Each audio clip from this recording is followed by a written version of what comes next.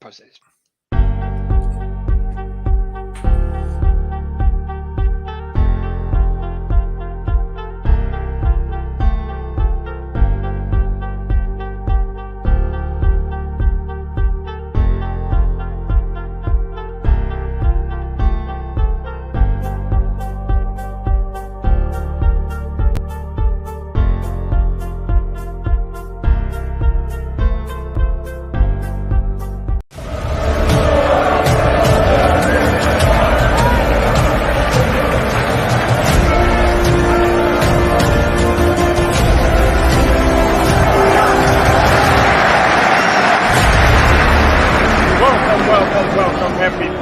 Another edition of the C3 Friday Free-for-All, the show for Panther fans, by Panther fans. I'm your host, Cody Lashin, co-host of the C3 Panther Podcast. And to do it, let's jump into it and let me introduce these Panther faithful. You know them and love them. First up, it's my man, Pickle.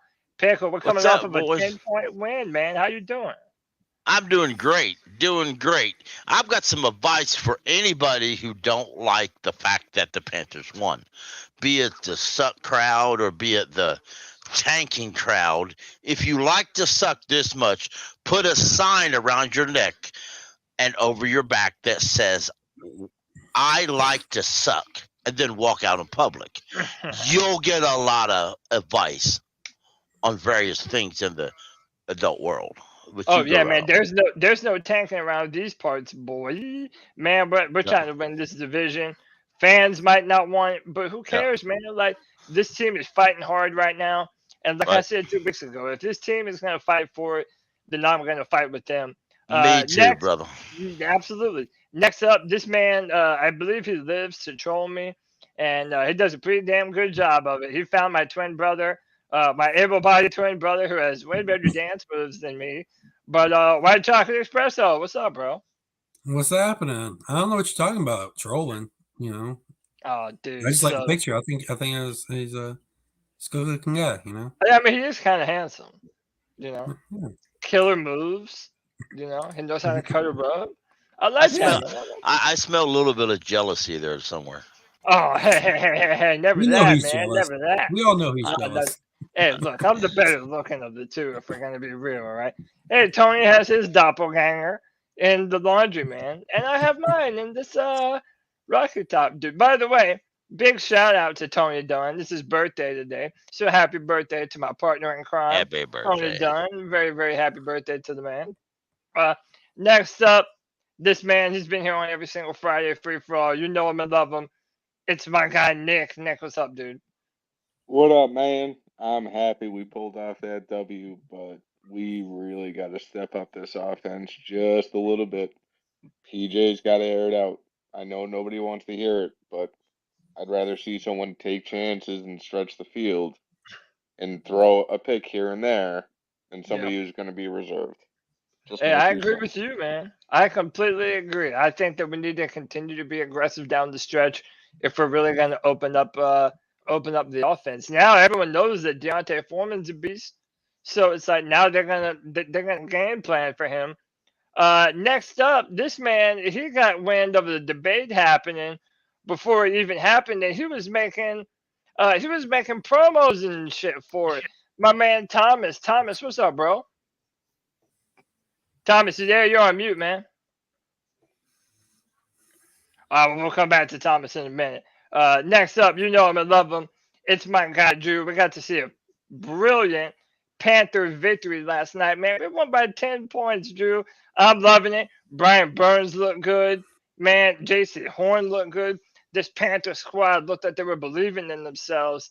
How you feeling, brother? Hey, I'm feeling pretty good, guys. Feeling pretty good. Hey, that defense showed out last night. 5 sacks. JC Horn got an interception. I'm like, it was a pretty thing to see. And D'Onta Foreman, smash mouth running the football with that offensive line. Oh, style. I love it, man. Mafia. I love it, man. D'Onta Foreman's running like a beast. In fact, one of my topics tonight is D'Onta Foreman already one of the best Panther running backs in Panther history? I think it'll be at least a good discussion, man. I think you can make a case for him. And look, you already know this Sunday. If you follow me on Twitter, man, I go back and forth with this dude, 4-man rush Monty Fetty. He's my guy, but this Sunday, I'm gonna work him. So consider this the pre-fight press conference. Because my man Monty's joining the free-for-all. Monty, what it is, bro? What's going on, brother? How you doing, What's man? up, Monty? What's going on, y'all? I'm just chilling, man. Happy to have you in, man? bro. And you better not. And you better not talk no shit about Matt Corral. I'm gonna kick you out, bro. Just real talk, man, straight up. Bro, I'm gonna save the smoke for you on Sunday, brother. Hey, that works. I'm gonna pack him up on Sunday. Bro, that works. No, man, happy to have you, man. Don't appreciate you coming to free for all, man. We're gonna have a great discussion today. Last but not least, my man Alex, holding it down on the left coast. Alex, what's up, brother? Hey, what's going on, fellas? Happy Friday. What's going on? Yeah, man. How you doing, Wonderful. man? I mean, everything's good. I mean, Panthers won yesterday. That's always good. Always got to keep pounding, and D'Onta Foreman, man, that guy, just keep feeding the man the rock. Just keep feeding him the rock, man. You know what's better? You want to know what's better? The fact that D'Onta Foreman, that he was on the Falcons and then cut his ass. preseason roster I love last that. year, and they cut him. I love it. And he went off against them not once but twice. That's love that. I live for that. Listen, man, if you would like to join the show, the link is in the description. I have it posted up there. It's pinned to the comment section. It's also underneath the YouTube and Facebook video. And ain't nothing to it but to do it, boys. Let's roll. We have to start out with some bad news. We got to talk about it, man. There's a lot that goes into this. Donte Jackson, done for the year, y'all. This is an Achilles injury. Donte's had some history with those lower body injuries. But I want to kind of point this to the discussion of the turf. Do you feel that this is Donte Jackson being injury prone? Or do we have a real problem with this turf getting our players hurt like Shaq Thompson tried to warn us about before the damn season started? I think Whoever wants to go first, jump on it. Yeah, I think it's both. I would say both. But Donte Jackson is injury prone. If this was his only injury, it would be different. But he's injured multiple times, all the time, almost every. And it's kind of a joke in Panther Nation. When Donte gets burned, look for an injury, and it's just a fact. But hey, I also believe that the turf is bad news for the NFL. But I think it's more financially feasible for the owners to use the turf than regular grass.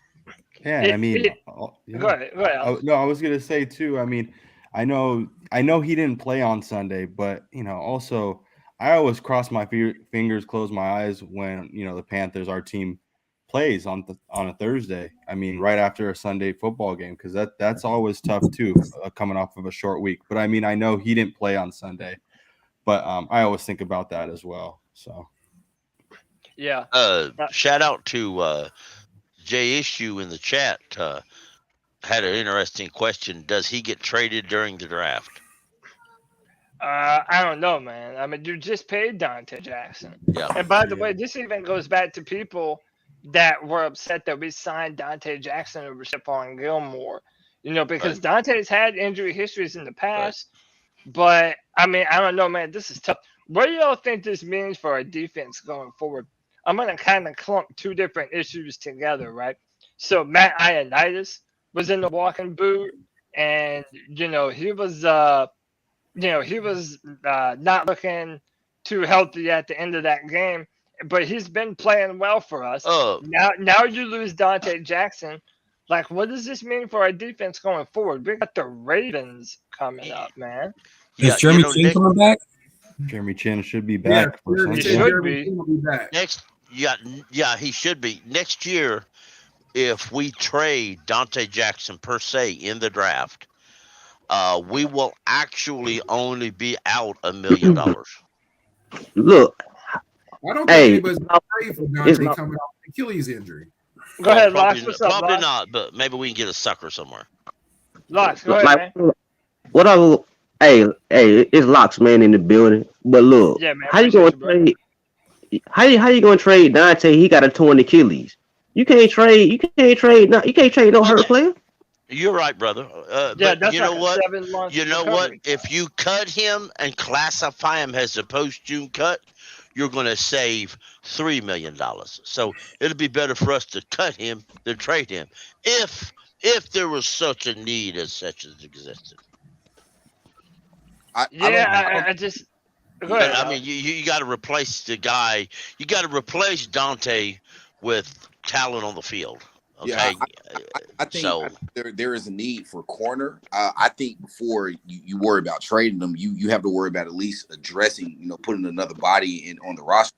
Because make no mistake about it, he will be back next season. And whether we like Donte Jackson or not, I mean, I think everybody knows I've been pro Donte Jackson for the longest. But whether you are or not, you still, he's at least in a semi-productive corner that you have to at least replace. So before we talk about trade, I think you at least have to find out who are you going to put in there to replace him. Because if we're being honest, C.J. Henderson hasn't been that guy, and that was who we all be the guy. Right.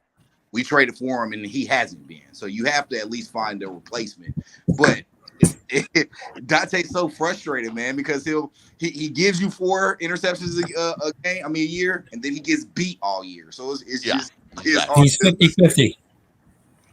Yeah, man, and then it's also like I feel like I've been seeing a lot of off-man coverage too, and I feel like Donte's more of a man-to-man corner, and I feel like that's one of the reasons that he kind of gets got sometimes. But also, like, what y'all think about Keith Taylor? Like, we drafted him like a year or two back.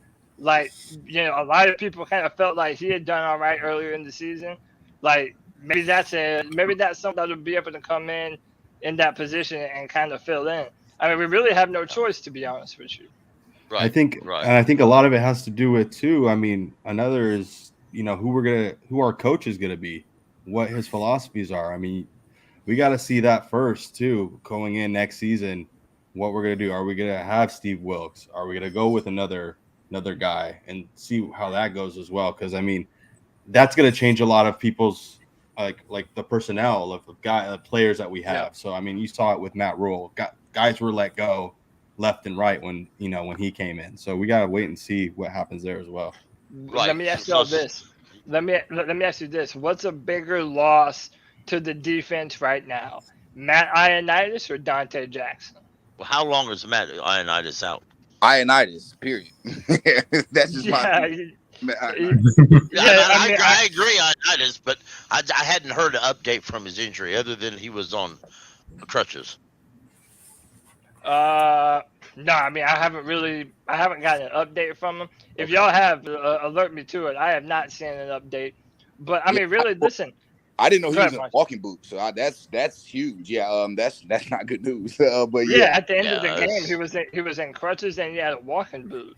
And I haven't heard any updates since then. But I feel like we talk a lot about we don't have somebody to book in Brian Burns on the other side of the line, and that's true. Like Marquise Haynes balled out last night, but everybody knows YGM has been a big disappointment, man.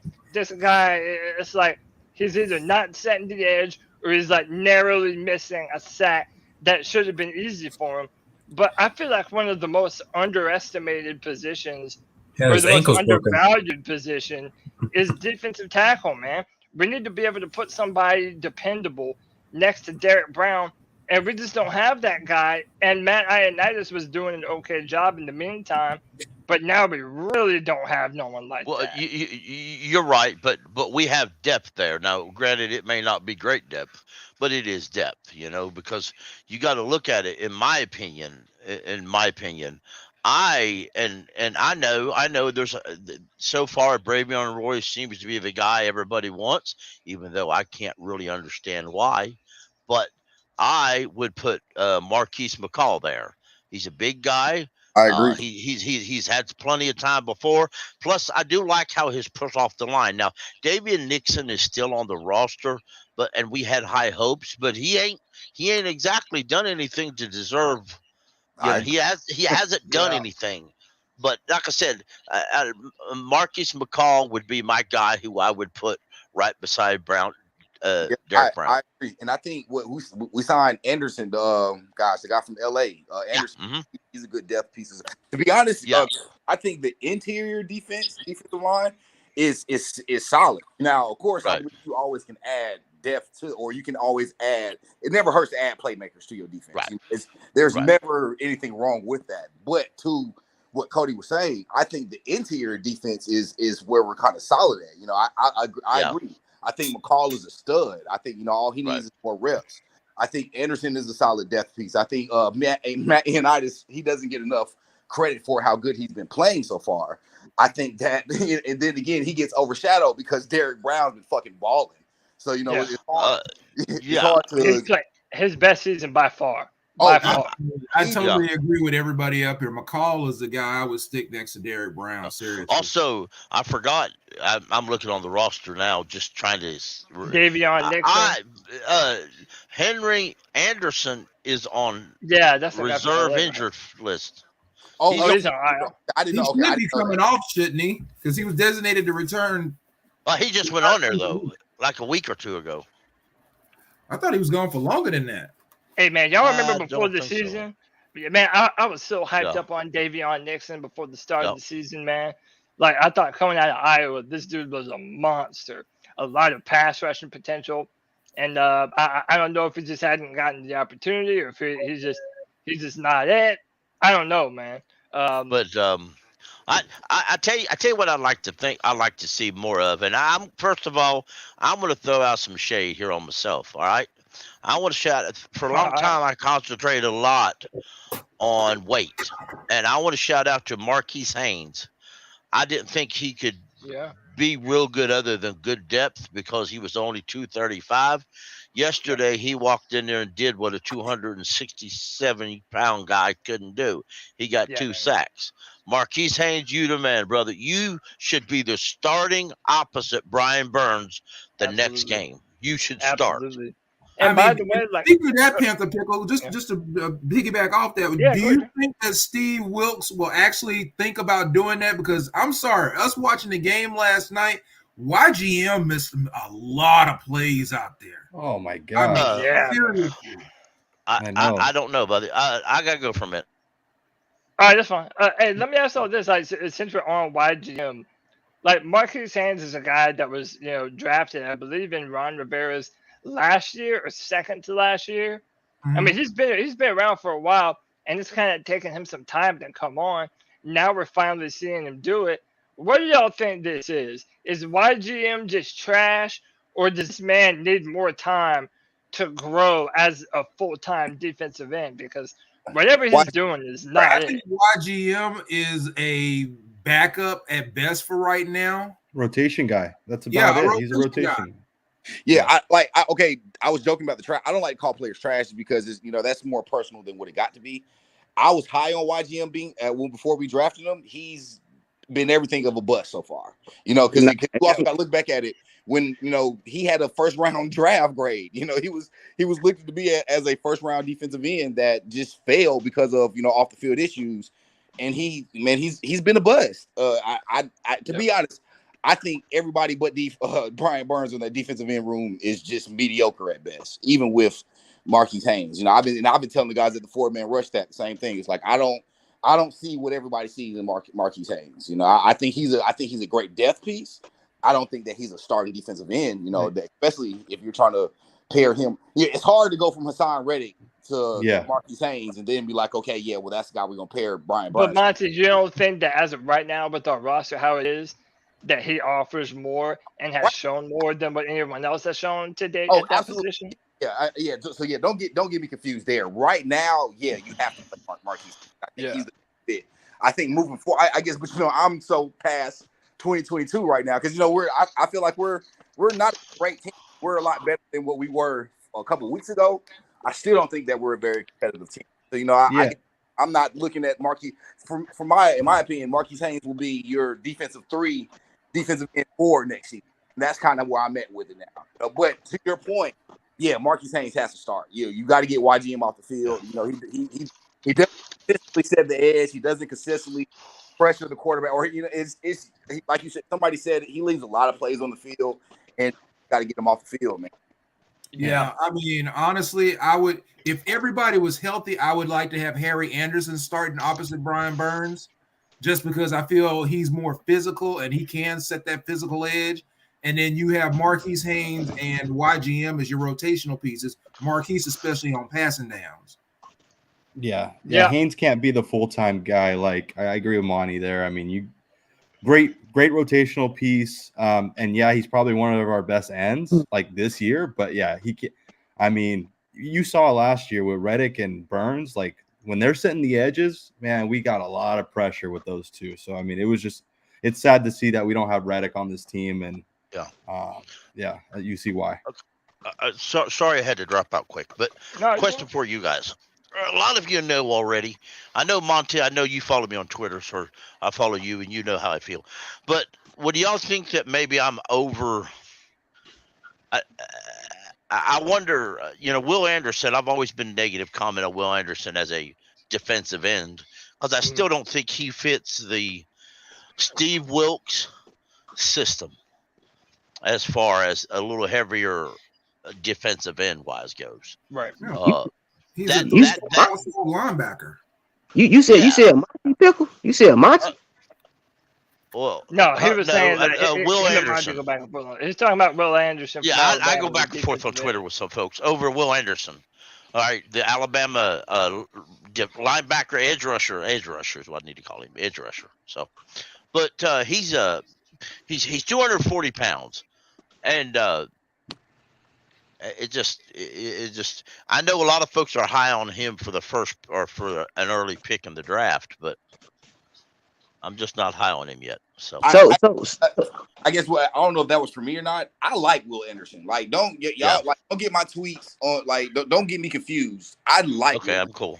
And if we weren't just in desperate need for a quarterback, he'd probably be number one on my board. Because but I say that to say I was high on Brian Burns, and Brian Burns looked at as undersized as well. So so if you ask me, no, I don't see a problem with the size.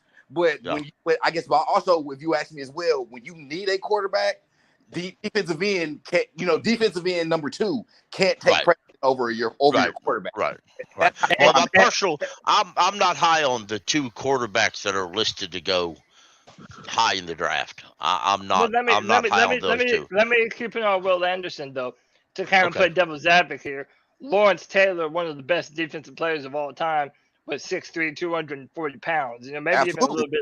Yeah, maybe even a little bit less at times. And I don't think it's an unfair comparison to compare Will Anderson to Brian Burns. Like, they have that get off, they have the bendability, but you worry about their size going up against NFL offensive tackles. And I think that's legitimate. What I will say though is he might not have the sack numbers that you're looking for this season. Last season he was on pace with Aiden Hutchinson. Like, he had almost identical numbers to Aiden Hutchinson. But this season, while the sack number isn't quite there, he has the second most amount of pressures of any defensive end in college football. And they do put his hand in the dirt a lot, Pickle. So isn't Brian Burns 250? Right. Brian's both. Yes. Brian's probably like a good 250, 255 now. I'd venture to say. He can build that up in the NFL. Yeah, he was 245 when he was drafted. But to your point, Cody, I mean, I think that number argument for defensive ends can be a little overrated, especially because if you just look at how they defend Will Anderson versus other defensive ends in the league, like it's Will Anderson. You don't let Will Anderson beat you. If you're gonna let anybody on that defensive end or defensive side beat you, you're not gonna let Will Anderson beat you, and that's how teams go defend him. It's like you, and I feel like you have to know that he gets. It's like like you said, move from around.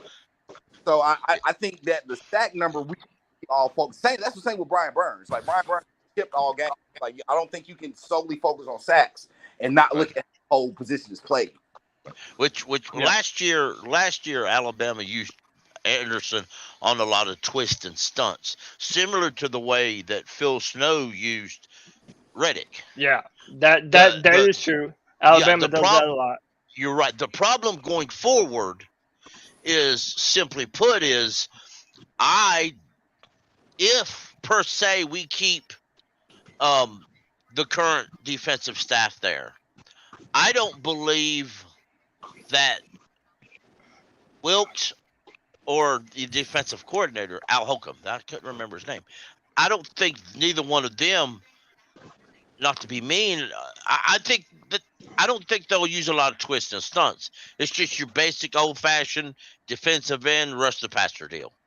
Well, but also we have no Comparable idea who the coaches are going to be next year. You're right, either. exactly. So. Yeah, and by the way, I would even say that. I mean, okay, being a realist, we're probably not going to have the same coaches next year. And but if we did retain the same coaches, Right. you know, these guys already know how to use a player like Brian Burns. To me, Will Anderson wouldn't, you know, that wouldn't be outside of their realm of expertise now that they have been training him for a while. Right. And by the way, shout out to Chandler Bryant for the 199 love bomb. He says you're finna take this L in fantasy this week, Cody. No, the hell I'm not, bro. What you talking about? I'm beasting in my fantasy league. I'm normally never good at fantasy, but this year, man, I got that squad, bro. I'm just saying. But appreciate you, Chandler. You're the man. And like my final thing is, I don't want to get too heavy to the draft right now. I want to focus on this football game that we just had. But I will say this, man, between Will Anderson, Brian Brissy, Miles Murphy, like, bro, that's some dogs to be had at defensive end this year, man. Like, I know everybody wants a quarterback. Everybody, you know, shit. Me and Monty gonna have it out on Sunday. But What about Smith? Hold on. I know that ain't Monty from the 4-man rush. Monty, that's Monty for the 4-man rush. Man, Monty no strife life. Monty no strife. I be getting on his ass all the time. I be getting on your ass all the time, Monty. Monty, nigga. Yeah, but go ahead. No, man, I'm just saying, like, there's some defensive players to be had, man. There are. Like, the one guy I like a lot, but I can't bring myself to say, yes, let's draft him. I just can't do it. Jalen Carter. I like him a lot. I can watch him play, even if he did whip the Jesus out of my Tennessee team. But anyhow. Hey, Pickle, don't feel bad. He did that to my squad last year, too, man. Yeah, but I liked him a lot, but can y'all see the fan base reaction if we was to draft a defensive tackle? I know, but man, the fan base. We can probably trade down and get him. But Pickle, the fan base didn't like Luke Kuechly when we drafted him. Yeah, they I was one of them idiots. We overdrafted Luke Kuechly. Like, I was one of them idiots. I don't give a damn, dude. I wanted Gilmore. How about this? Y'all have now heard the rumors that the Panthers wanted to trade up for Justin Herbert. Bro, people would have hated that shit at the time. Not my ass. I love Justin Herbert. I thought he had big time potential. But I mean, people would have had that at the time. I'll just say this and then I'll move on. Imagine the prospect of Jalen Carter next to Derek Brown, and you got Burns coming off the edge.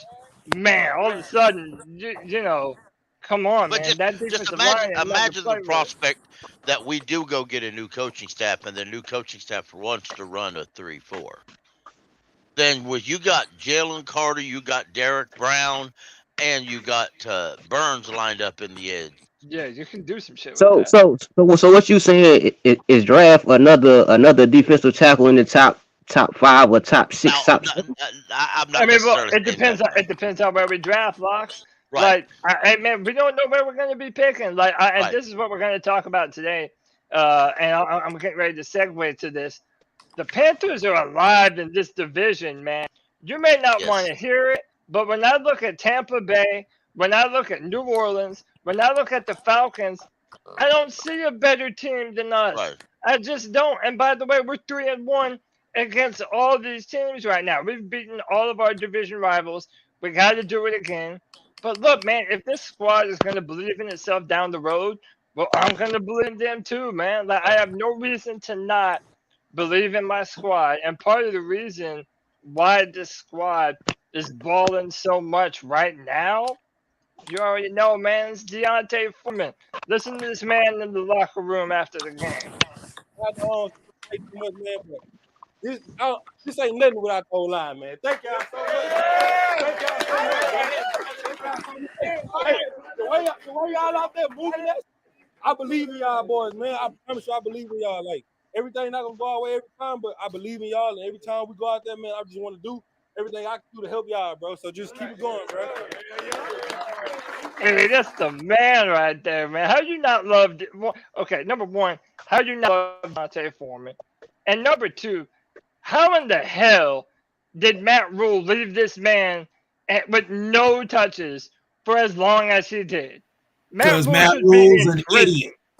I said we should have been running a Brown style offense at the beginning. Dude, Matt Rule should be in prison, man. Come on. He's an idiot. I do want to say this though. I mean, yeah, we ran the ball great, but after watching that game last night, I'm off the PJ train. I mean, if it wasn't raining last night, those were interceptions. Any day of the week. You know what, my friend? Let's all remember something. And sometimes we might have tempted to exaggerate that, but in my opinion, PJ Walker is a good backup quarterback. Now you can have a conversation: is he a number 2 or a number 3?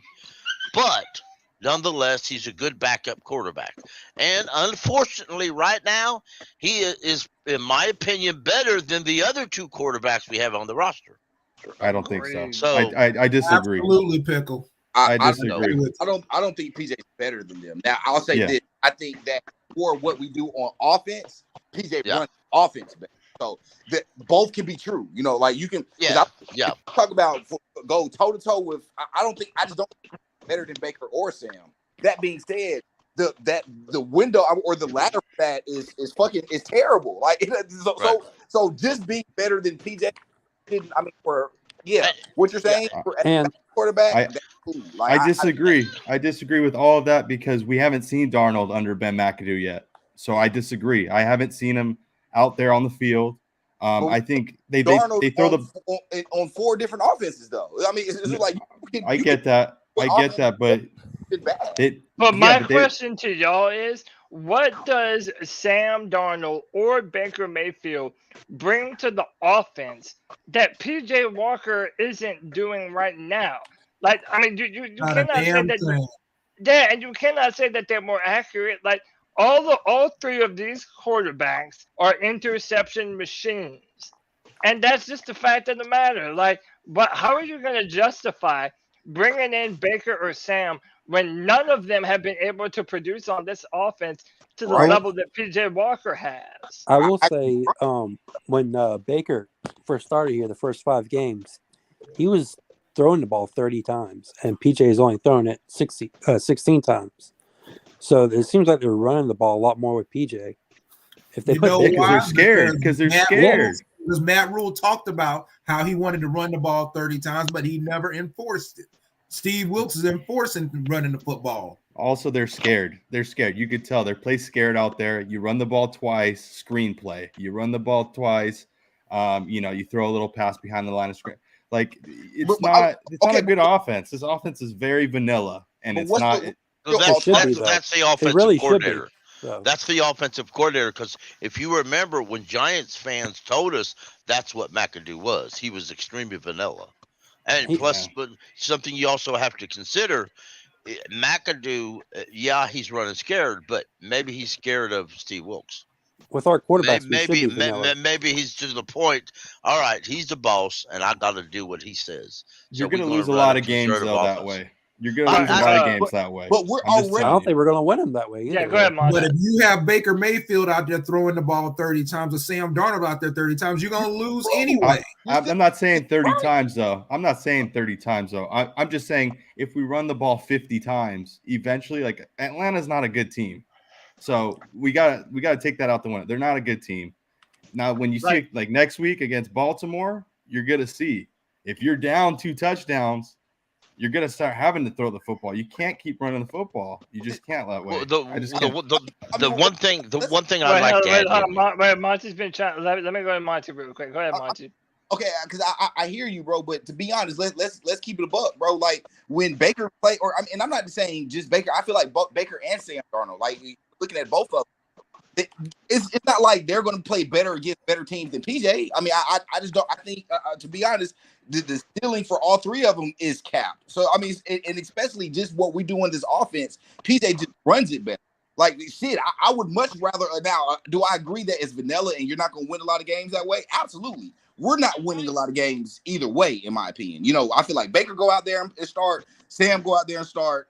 They'll throw interception the same way PJ will. You know, but I just feel like we run the ball better. And like Cody said, like how do you tell your locker room that I'm rolling with Sam Darnold or PJ Walker? Or PJ. I'm sorry, Sam Darnold or Baker over PJ after he's now what? 2-4. He has a winning season or a winning record this year.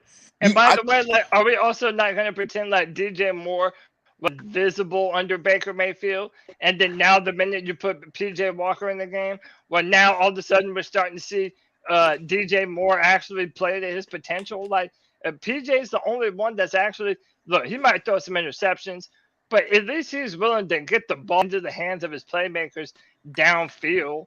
Like Baker can't throw a pass without having it batted at the line of scrimmage. Like, how could you justify going back to that right now? I'm just saying, see Darnold. I'm not saying go back to Baker. I would. Right. I'd much rather go to Darnold. See what he's got under Ben McAdoo, and I know Darnold throws it down the field as well. So I mean, like he's another guy that does throw it down the field. So I mean, so we had Joe Person on the show the other night. And, you know, he kind of had the opinion that you are going to see Sam Darnold under center at some point this season. I doubt it. That was Joe Person's opinion. I don't got to take that up with him, but that's what he believes. I kind of don't think so. I think that if the Panthers continue to roll and if D'Onta Foreman can continue to put up these incredible numbers like he has been doing, I just don't see the need to mess up the formula right now. I really don't. Well, when you're down 2-3 touchdowns, you can't run it 30 times. It's just not going to happen. It's not going to happen.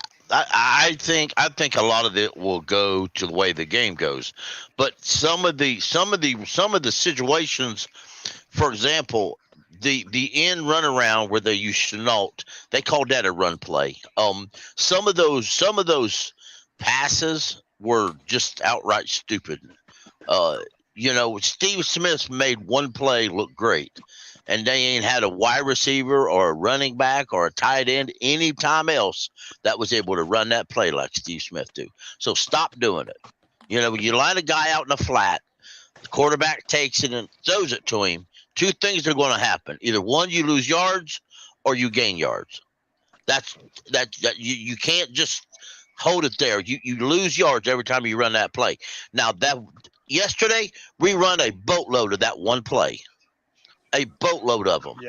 And a lot of people call them screens. We run a shitload of screens. You've got to run other concepts.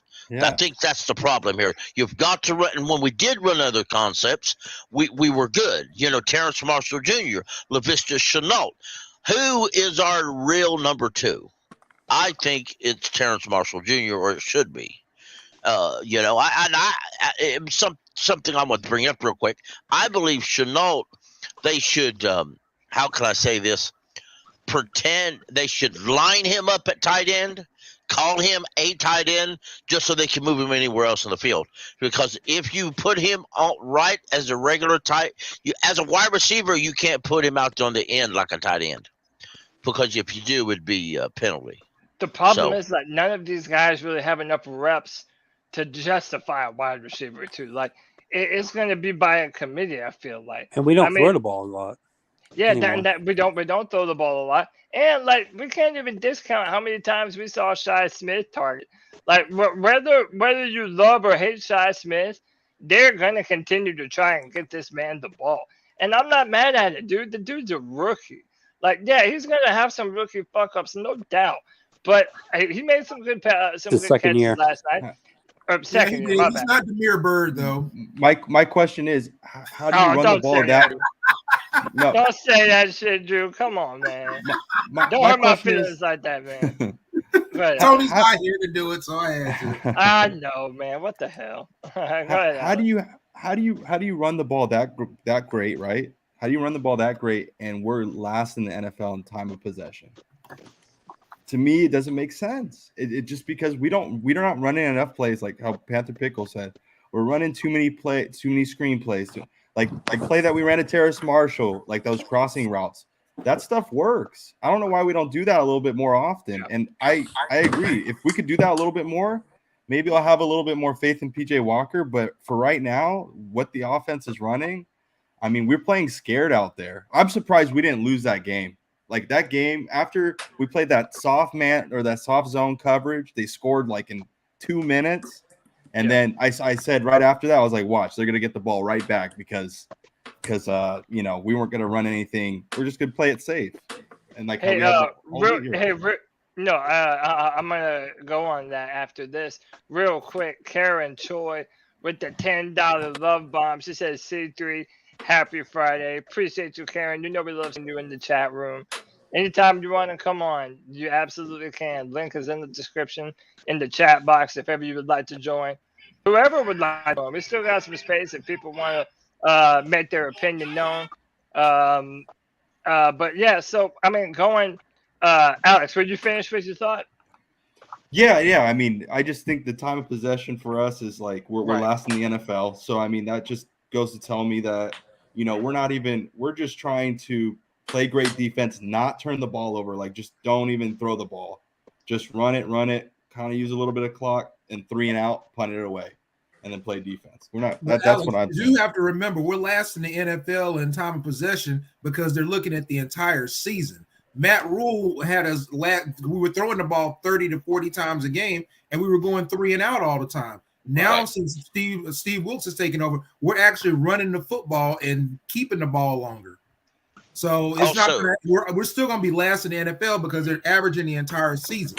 Yeah. I would be interested to know what our time of possession is now and how it differs under Steve Wilks and it did Fat Fool. Also, remember the soft zone coverages we're running are a byproduct of the Steve Smith, Ron Rivera, Al Holcomb defense. Where Phil Snow liked to use a lot more man, we run a lot of soft zone. But at the same time, that's what Sean McDermott likes to run, the Buffalo head coach. That's what he liked to run. He was here with soft zone coverage. Yeah. Hey, by the way, just a heads up. Our corners don't. Hey, I'm not going to interrupt you, Pickle. Just a heads up to anyone that has like background sounds or whatever to make it not come into the show. Just mute your microphone whenever you're not talking, and you can unmute whenever you want to talk up. Go ahead, Pickle. But that's why I think in some ways our corners that we drafted, if you look at them, they were drafted to play more man coverage than anything else. But right now, the coaching staff we have plays soft zone, so they have to kind of learn a lot of that on the fly. But they've played zone before, so it's not brand new. But it's also going to help them in the long run because if the next head coach comes in and run zone coverages, they're good to go that way. So it's a learning process. But hey, let me ask y'all this: Are the Panthers just a mirage? Like, are we only high on this team because we're beating up on NFC South opponents? Like, so these are PFF's top graded players for the Carolina Panthers. They had Shaq Thompson at 85.2. Frankie Louvu's always flying around, dude. 78.0. DJ Moore 77.8. Like, knowing that we have the Baltimore Ravens coming up, and we got some time to heal and rest up and be healthy. No football for the Panthers Sunday, but next Sunday we have a really big opponent in the Baltimore Ravens. Do you think our defense has any chance of containing Lamar Jackson long enough for our offense to run D'Onta Foreman into the end zone? No. No. Well, the I need more than that, man. Give me more than no. All right, my bad. No way. You're right. It's not that I don't think the defense can't potentially stop them.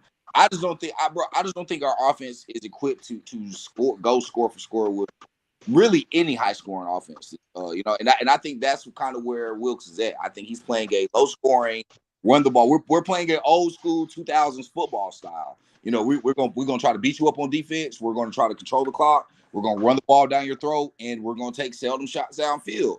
And whether you like that whole way of winning or not, it's proven to work. You know, if you do it the right way. And I think that's. But again, going back to your question, Cody, do I think that we can score with one? I just don't think that Lamar Jackson is.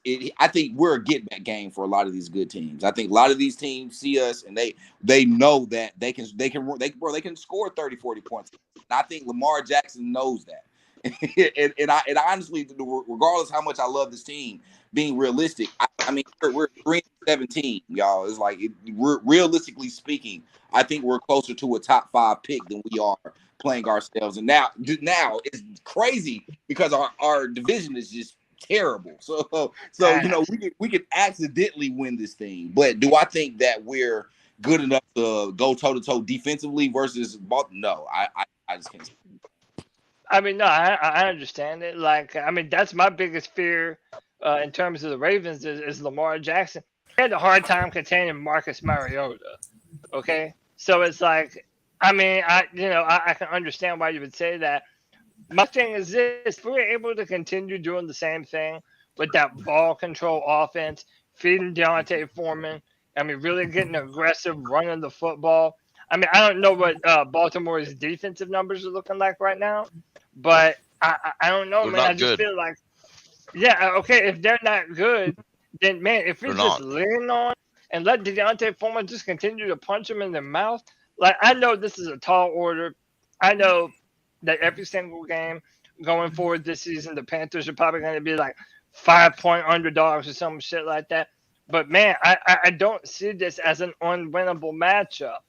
I mean, I really don't. I don't think it's unwinnable, but I think it's going to be a long haul. In my opinion, we have to slow down Lamar Jackson's either passing or throwing. And unfortunately, unfortunately, I don't know that we can do either one, to be honest, because our corners are banged up. I mean, if they decide to go with multiple corners, we're going to run out of quality corners. All to that, even our defensive pass rush is pathetic. Now, if they come out with a few different moves that we haven't seen, or something different, then maybe we can. But I will say that Mark Andrews is still kind of hurt, and so is I think the receiver's out for the year. Which one?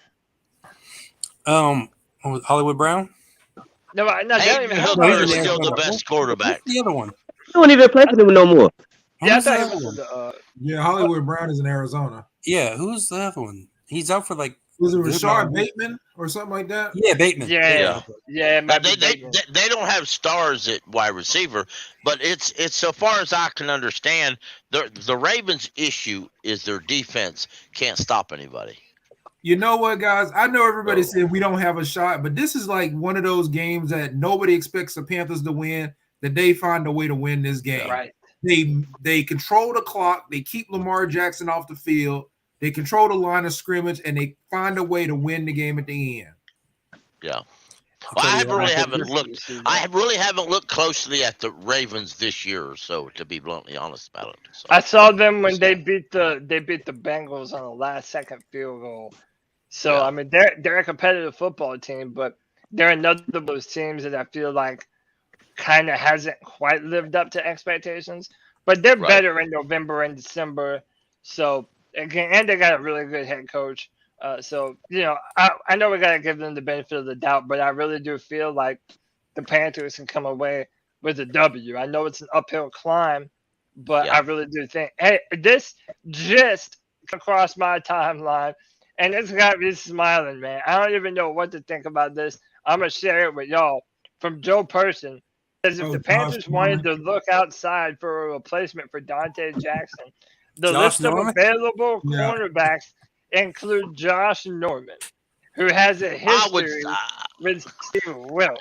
I wouldn't mind that. And Josh Norman probably don't got a lot left. I'm not going to lie. He probably don't. But just the fact of bringing him in, just bringing him in with Wilks would just be a feel-good story. And I'm good for the feel-good stories this year.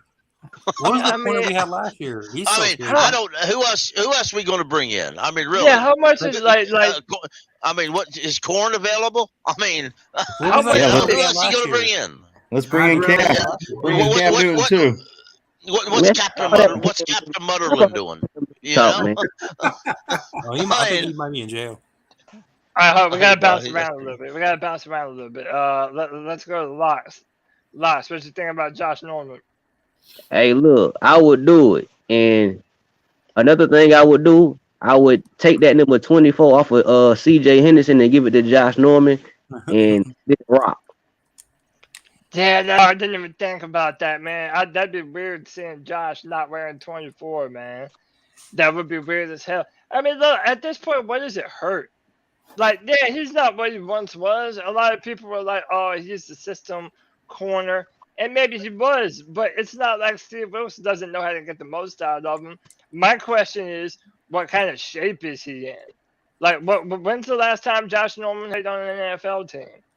Like, real talk, I honestly couldn't even tell you. Last year he was on the 49ers, wasn't he? Yeah, I think so. Yeah, and Bouye's out there too. Yeah, can wait a minute. Can Norman play nickel? We just slide him at nickel, kind of ease him in with JC and CJ. Taylor, and let CJ and Horn play the outside. Bro, like Josh Norman, that's one of those players I will never have a bad thing to say about. Just because, man, he brought the fire on that 2015 defense, man. Like, I don't know why they don't bring in a tight end right now, like Jared Cook. I mean, I don't think I think I really believe that right now their tight ends suit their offense. I really do believe that because they prefer the more of the blocking style tight ends for right now. Now maybe next year they could explore that option when they actually got a better offensive coordinator than what we got now. So and also, guys, you got to remember they're not going to just bring in a bunch of players because they want to evaluate what they have on the roster, and Scott Fitter is not going to want to spend a bunch of money because he wants to roll it over in the next season. Right, you're right. You're absolutely right. Yeah. I don't even know who else is available, to be honest about it. AJ Bouye, I can't remember to say his name. Yeah, guy we had last time. Yeah, he was good. He was solid. Yeah. Now he's available though. Now I wouldn't care to bring him in. But now a lot of this is for depth. Don't anybody go off the wall thinking this is where this is a starter or no. This is for if I'll support bringing anybody in that we need to help us out, but this is an extremely short situation. I would definitely agree with bringing Josh Norman just because he was here with Steve Wilks. He can be that voice in the locker room along with Shaq Thompson to say, this is what Panther football was about back when we were here. This is the standard that we had to meet. This is what Steve's Avenue was all about. Yes. Yeah. Hey, man, you're gonna tell me that young guys like Keith Taylor and CJ Henderson couldn't learn from being around somebody like Josh Norman? Come on, man. I mean, they did have Stephon Gilmore there, so obviously they didn't learn too much. Yeah. Now they loved. Now, if I remember correctly, Henderson soaked all the knowledge out of Gilmore, and that was a regret. Henderson really liked Gilmore. He was really trying to learn everything he could off of Gilmore. Gilmore was the type to share the knowledge. I truly believe that was one of the biggest mistakes that we did, not re-signing Gilmore. I think you should have sacrificed. That was because Matt Rule wanted Donte Jackson. He got the speed. I think it was. I agree with you. Well, that was a mistake. We should have let Donte Jackson walk. Exactly. I totally agree with you, Pickle. I believe they should have spent a couple of extra million that they needed to spend and bring back Stephon Gilmore and let Donte walk. Look at the end of the day, signing Donte Jackson was the right thing because if we would have signed Gilmore, we wasn't gonna win anyway. Just imagine if we had Gilmore right now and we what 3-7. You might as well Donte Jackson because he younger, he faster. He always Yeah, he might be younger. He might He be gets faster. burned more But often. to be honest, let's be honest. He also is a little more, not being mean. He's a little more stupider in the NFL experience wise, because how many playoffs games has Donte Jackson won? None. How many Super Bowls has he won? None. And you can't say that about Gilmore. You know, But you really can't. but, So, but what? and plus, Gilmore's go ahead, got Locke. experience in multiple systems, and Donte Yeah. don't. But Locke. but what I'm saying is, if you replace Gilmore with Jackson, do this team win more games, or are they at the same spot? Because at the end of the we day, still got the quarterback. I don't really. Donte ain't played a lot this year. I'm sorry, he hasn't. He spent more time crying or hurt than he has playing. So at the end of the day, what benefit did we have other than losing the cap that we signed him? And when he is on the field, he's getting burned. I mean, he's been active 3 times this year for 3 whole games and spent the entire game sitting on the bench because he's hurt. Or they don't want to play him so that he don't get hurt. 3 whole games. Have you And always at the end of the noticed- day, why even have him on the roster? Have you always noticed that when Donte goes and screws up a play, he sits down on the ground and says, "Oh, my turf toe or something, my shoulder's messed up." It's always something. Yeah. I understand what you're saying. I do. You signed the younger, the talent. You signed the younger. And also, faster Pickle, guy. remember that the Panthers, they wanted to make it a point. All the guys that have been playing for them for a while, you know, they wanted to make sure that they were paying them for the hard work that they've given. Now, we can argue that it was a good idea, but, man, I mean, think about what Donte as a player has been through, just like a lot of these Panthers. You know, he's been a part of bad teams, and, I mean, this dude's been busting his ass. And, you know, you want to show these guys that you appreciate the work that they put in. But I also agree that, I mean, when you look at Donte as a whole, he's undersized, he's not very big, and the lower body injuries is an issue. It's always a lower body issue that Donte is dealing with. Synthetic grass.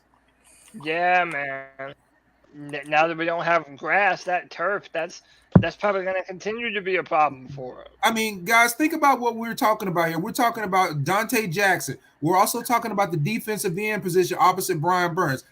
We could have had Carlos Dunlap playing opposite Brian Burns, but we didn't because Matt Rule wouldn't tell Carlos Dunlap that he was going to start. Scott Fitter had the contract all set up. Carlos Dunlap wanted to know, am I going to start? And Matt Rule's like, no, everybody has to come in here and we have no starters. Bullshit. You let Carlos Dunlap start and you let YGM and Marquise Haynes rotate in. So I'm sorry, that's bullshit. Matt Rule screwed us royally this season. Yeah, absolutely. So I mean, that's why this season, honestly, it's just to, you know, go out there, you know, keep pounding, play hard, and see if we can get a couple wins here and there. I mean, at the end of the day, this season is a wash. I really don't see us, even though it is, you know, it's wide open, the NFC South. I mean, I don't see enough from our team this year where we're gonna like make that jump yet. I don't see it this year.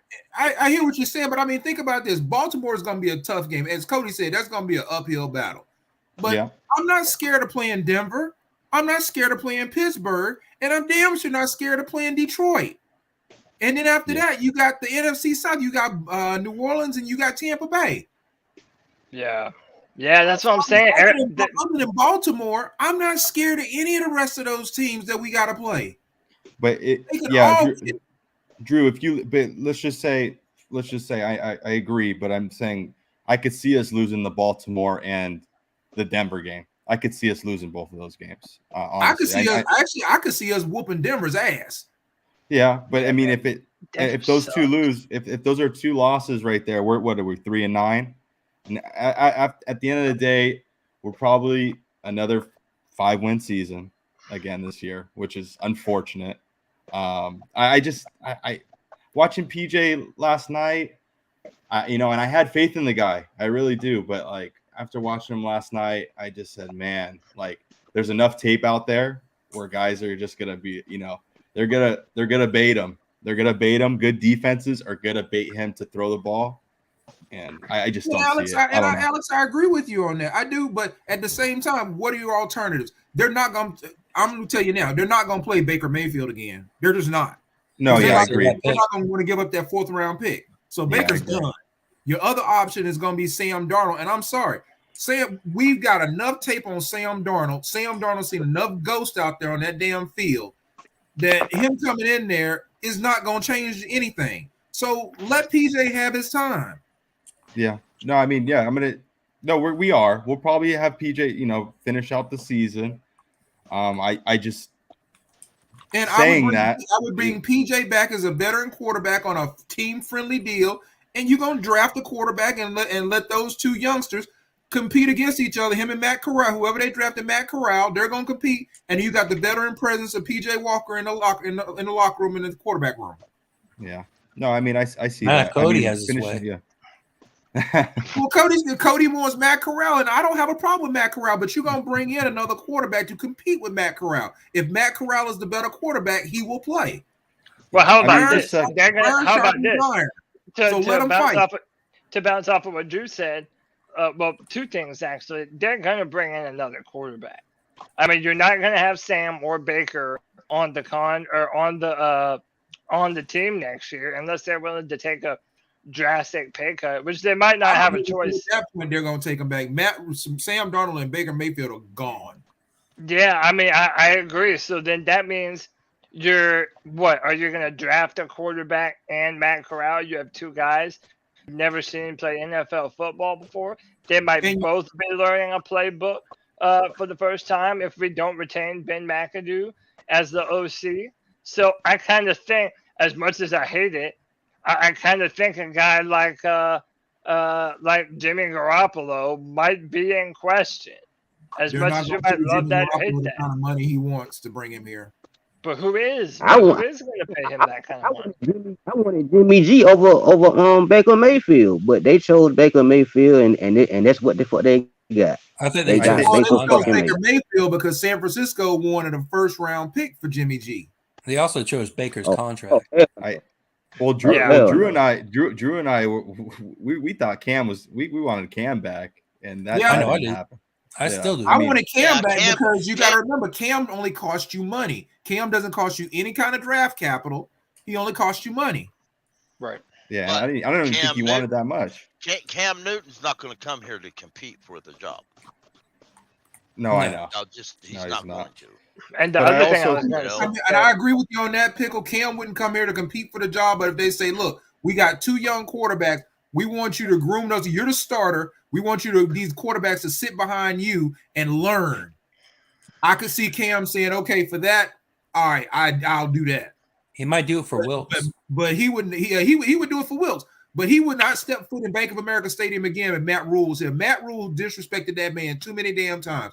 He said it in the interview. He said it in the interview. He did. In the exit interview, he was just I'll throw a name out for you. I'll throw a name out for you of a guy who's going to be a free agency. Now, this is according to overthecap.com. Okay? You don't Gardner Minshew. No, I'm not. Thank God. He's currently a starter right now. Jacoby Brissett. Oh no! Why not? How could he be worse? I'll stick with PJ before I go with Jacoby Brissett. No. Just give me PJ if you want with Jacoby Brissett. But here's the thing: if you want either of the rookies to have a chance, either the guy that we draft or Matt Corral, I think you're gonna have to bring in a warm body. One thing you have to look at. Then that's a PJ Walker. The one thing you've got to look at. Yeah, I'm not mad at that. Okay, if it's head coach or if it's offensive coordinator, either way, hypothetically say it's a different quarterback, right? Or different head coach. Different head coach, different offensive coordinator. They may not want PJ. They may say, why PJ? If the last offensive coordinator was scared to have him throw downfield, why do I want him to come in as a starter? I agree. I agree. And I can understand that, Pickle. I definitely understand that. Whoever, if it's not PJ, as you said, whoever they bring in is going to come in on a cost-effective, team-friendly contract. Right, so how right. many of And those it may guys not be can you him. get? I mean, it may not be him. And to be honest with you, it may be somebody that. Well, it could be Gardner Minshew, but I mean, you got another guy. Another guy that I don't really like that's going to be a free agent is Drew Lock. You got Chad Henning. I mean, there's a bunch of guys out there. Blaine Gabbert's going to be available. You got a guy in New York named Mike White. How about Kyle Allen? And I don't think Fitter or whoever the head coach is going to spend more than $10 million on a veteran quarterback. Joe Flacco. I think it depends on the personnel. Hey, now, Pickle, that's not a bad idea, Pickle. Joe Flacco, he still got some zing in his arm. I can see that. But whoever they bring in, they're not going to pay him more than $10 million. It's not going to happen. Yeah. So I tell you what we do. Under $10 million. I tell you what we'll do. We'll pay Cam Newton and Teddy Bridgewater and let them come in here and they could do a free-for-all. How's that? Dude, Cam Newton would eat Teddy Bridgewater alive. Oh, yeah. But, I mean, I do think at that point, like, it stands, though. If we're going to draft a rookie quarterback or have Matt Corral compete for it, then you're going to have a guy, you ideally want to have a guy that they might be able to beat out in a competition. You know what I mean? And some of those names that Pickle mentioned, no, they don't inspire any faith. No one thinks that we're going to win a bunch of games with any of those clowns. But I mean, I think that if you're going to want to have somebody with a veteran presence, then either Sam or Baker are going to have to come off some of what they're asking, or you're going to have to sign one of those dudes to a cheap contract. Part of the reason why I want to win and why I do want Jay to look good is because I do want what Drew is talking about to happen. Break off PJ a little bit of change to say, hey, we love you. Thank you for what you're doing for us. Continue to do it. We got these rookies coming up behind you, and you're going to be the bridge to them, and then potentially our backup long-term that we have trust in. I would like that.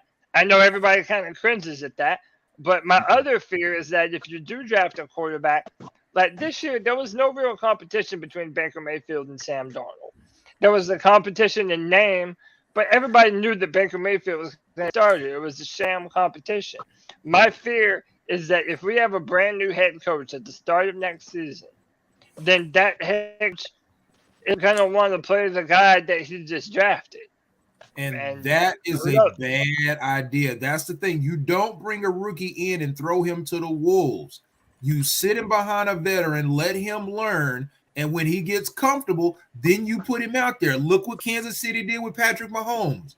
Look what Philadelphia did with Jalen Hurts. I mean, any successful young quarterback, look what they did. They let him sit behind a veteran, and they let him learn. How sick would it be? How sick would it be? Ken Dorsey and Cam Newton. Go ahead, Alex.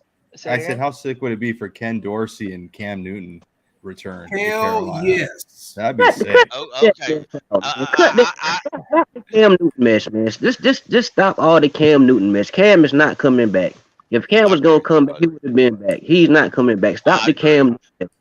No, he wouldn't come back to this team. That's why he was not coming back. I'm going to throw a realistic target out there.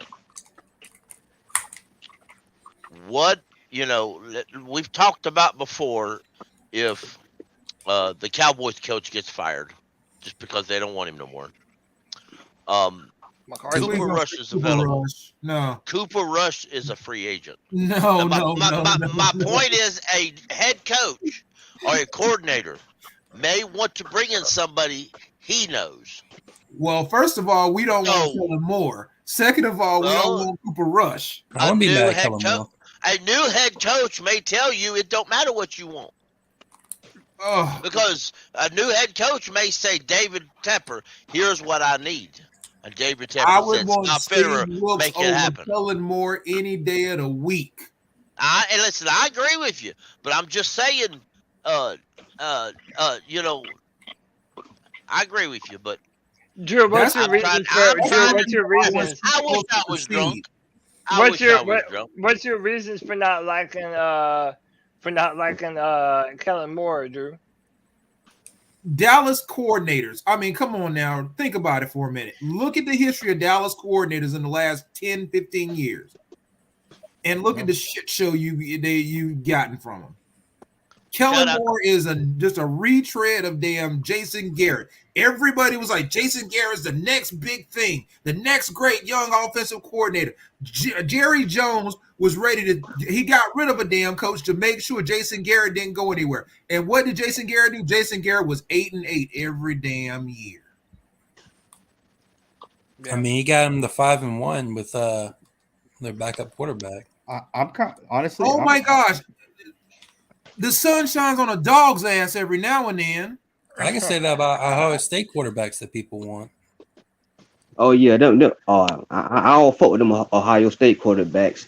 I look at Justin Fields. Everybody, well, why didn't we draft Justin Fields? Well, we could have Justin. I mean, he had a couple. Learn how to use Justin Fields. I would shout out a guy in the chat. Justin Fields now. I hear what you're saying, but I've listened to Jordan Gross, Jake Delhomme, and Steve Smith's podcast this week. They all think that what the coach did was stupid, and then none of them want to be head coach or position coach. Yeah, I've heard or Steve any other coach in the NFL. Steve Smith said if he was ever a coach, the first thing he would do is sucker punch a player just to let him know who's boss. Remember that. That's exactly what don't Steve get paid Smith much. said.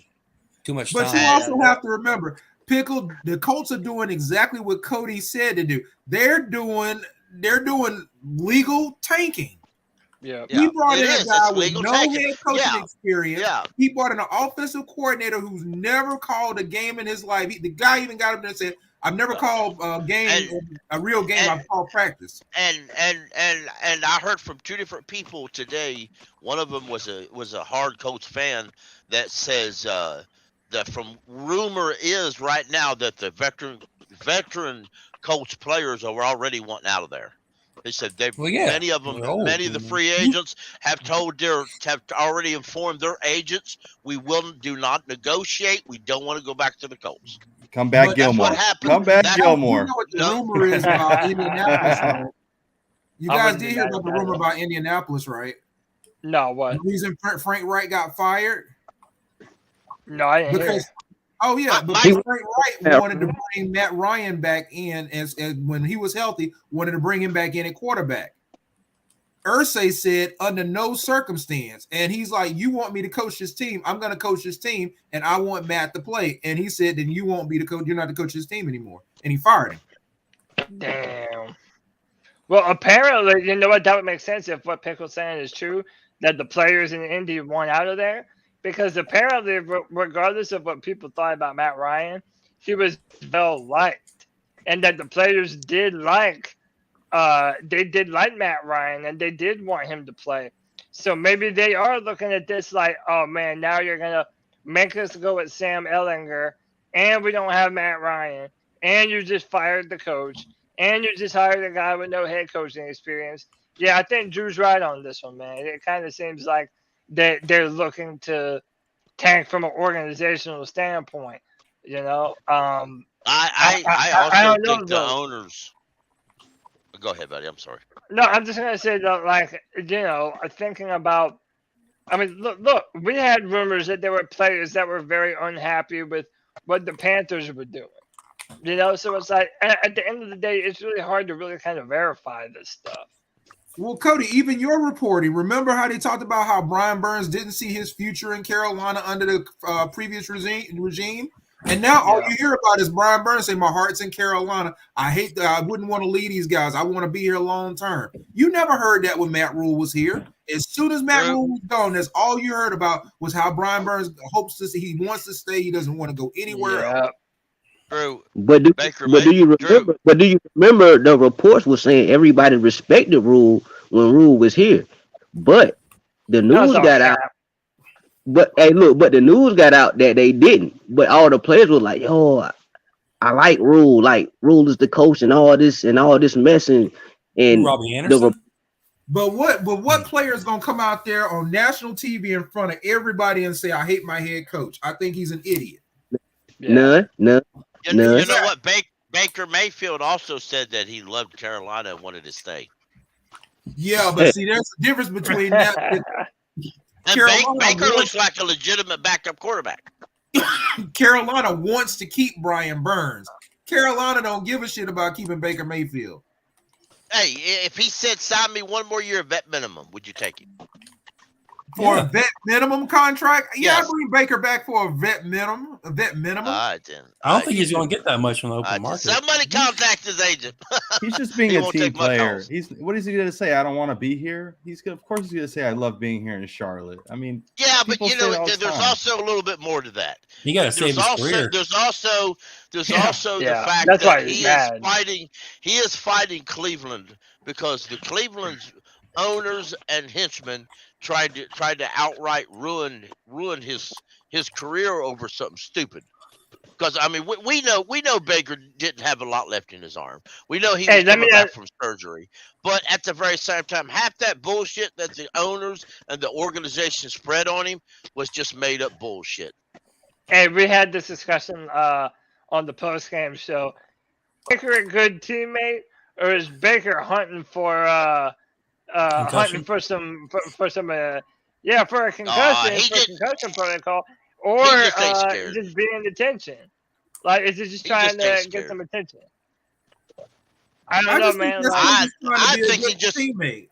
He trying to get that one stop. I just think he's trying to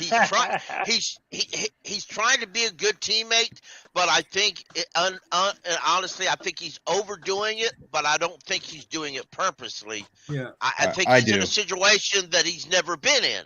So he's trying to be the right person. Yeah. Guys 82 unconscious. Guy's been on State Farm. Yeah, guy's been on State Farm commercials. He knows where the cameras are at. So he knows what he was doing. He knows exactly what he's doing. So the guy's an actor. He's there. But you also have to remember that was the thing about Cleveland. Cleveland already talked about him. Oh, he's not a good teammate. He's not a team guy.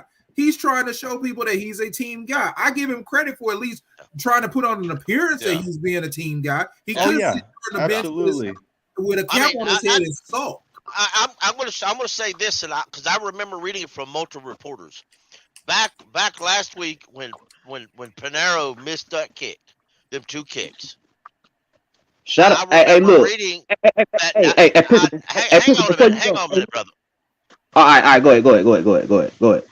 I remember reading multiple reports that either Shaq Thompson or Baker Mayfield was always near Panero. That way, nobody didn't try to put all the blame on Panera as far as a media person. All right. Now, I respect that because at least Baker's stepping forward saying, you know, I'm not going to be the starter here. He knows that. It's just evident. Now, he could be the dick and say, just release me. Just outrightly release me. And they would probably do that because he asked for it. He's not got a future here. But instead, he's just taking the chill pill, and he's going to say, I'm going to be here.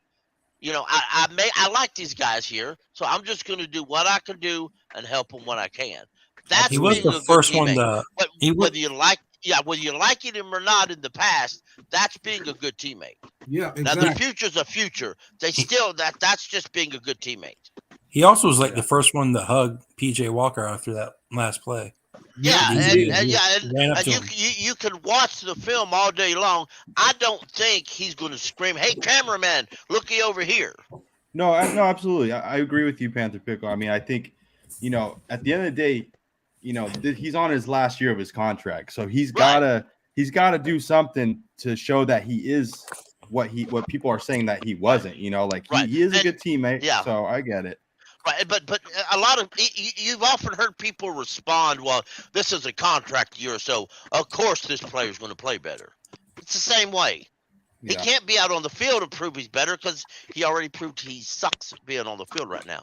So he could cop that and say, "Well, that was part of the surgery." Hypothetically, if he was talking to another team, and figure that out as we go. When he gets a chance here and there, prove he can still throw the ball. When he come in and relief for PJ during the Bengal game.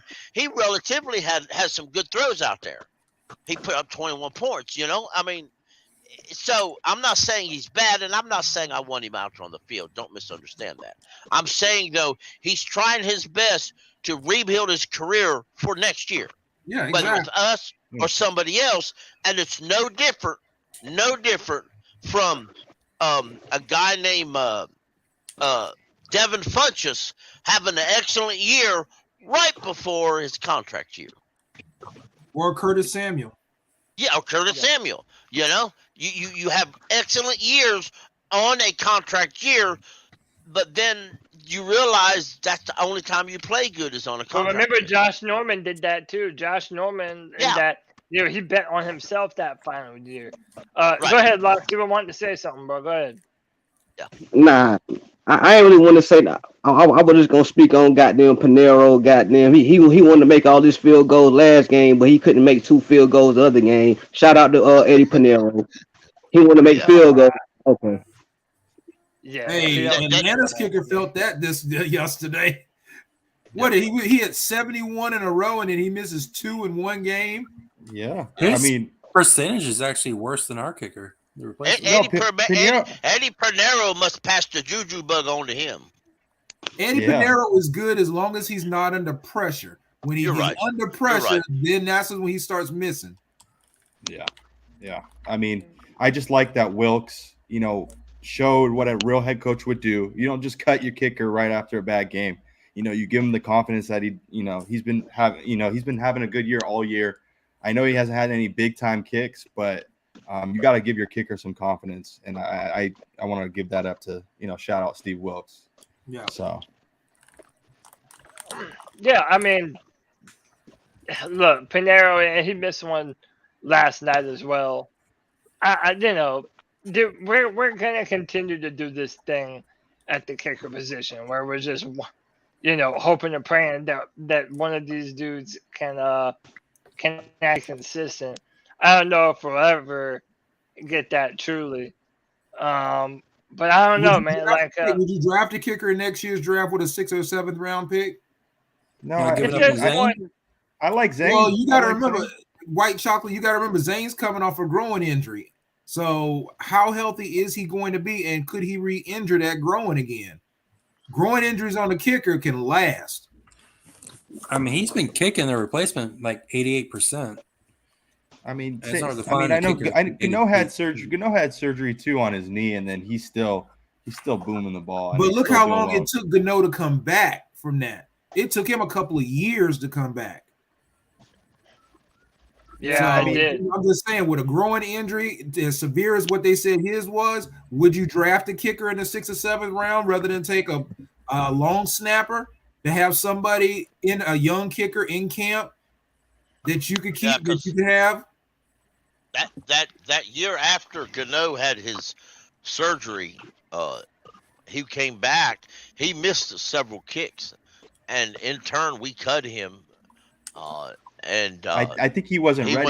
He went on to the Giants and become a stud. Yeah, it took him 2 seasons to come back from that injury. Yeah. Now, to be honest with you, I know they just signed him, but the kicker doesn't really make.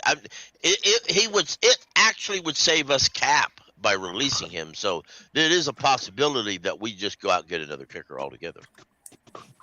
Now, I wouldn't mind spending a late round pick on a good kicker. Exactly. And when I say late, I'm just talking 6th or 7th round pick. Yeah, 6th or 7th, something like that. We spent the 6th round pick on a damn long snapper who never took a regular season snap for us. Right. And I tell you what, we got real lucky signing that older punter. We signed him. I thought I don't like signing older guys like that, but he sure did play good, to be honest about it. I'd rather get a free agent kicker. Yeah, there's some. But that's the thing.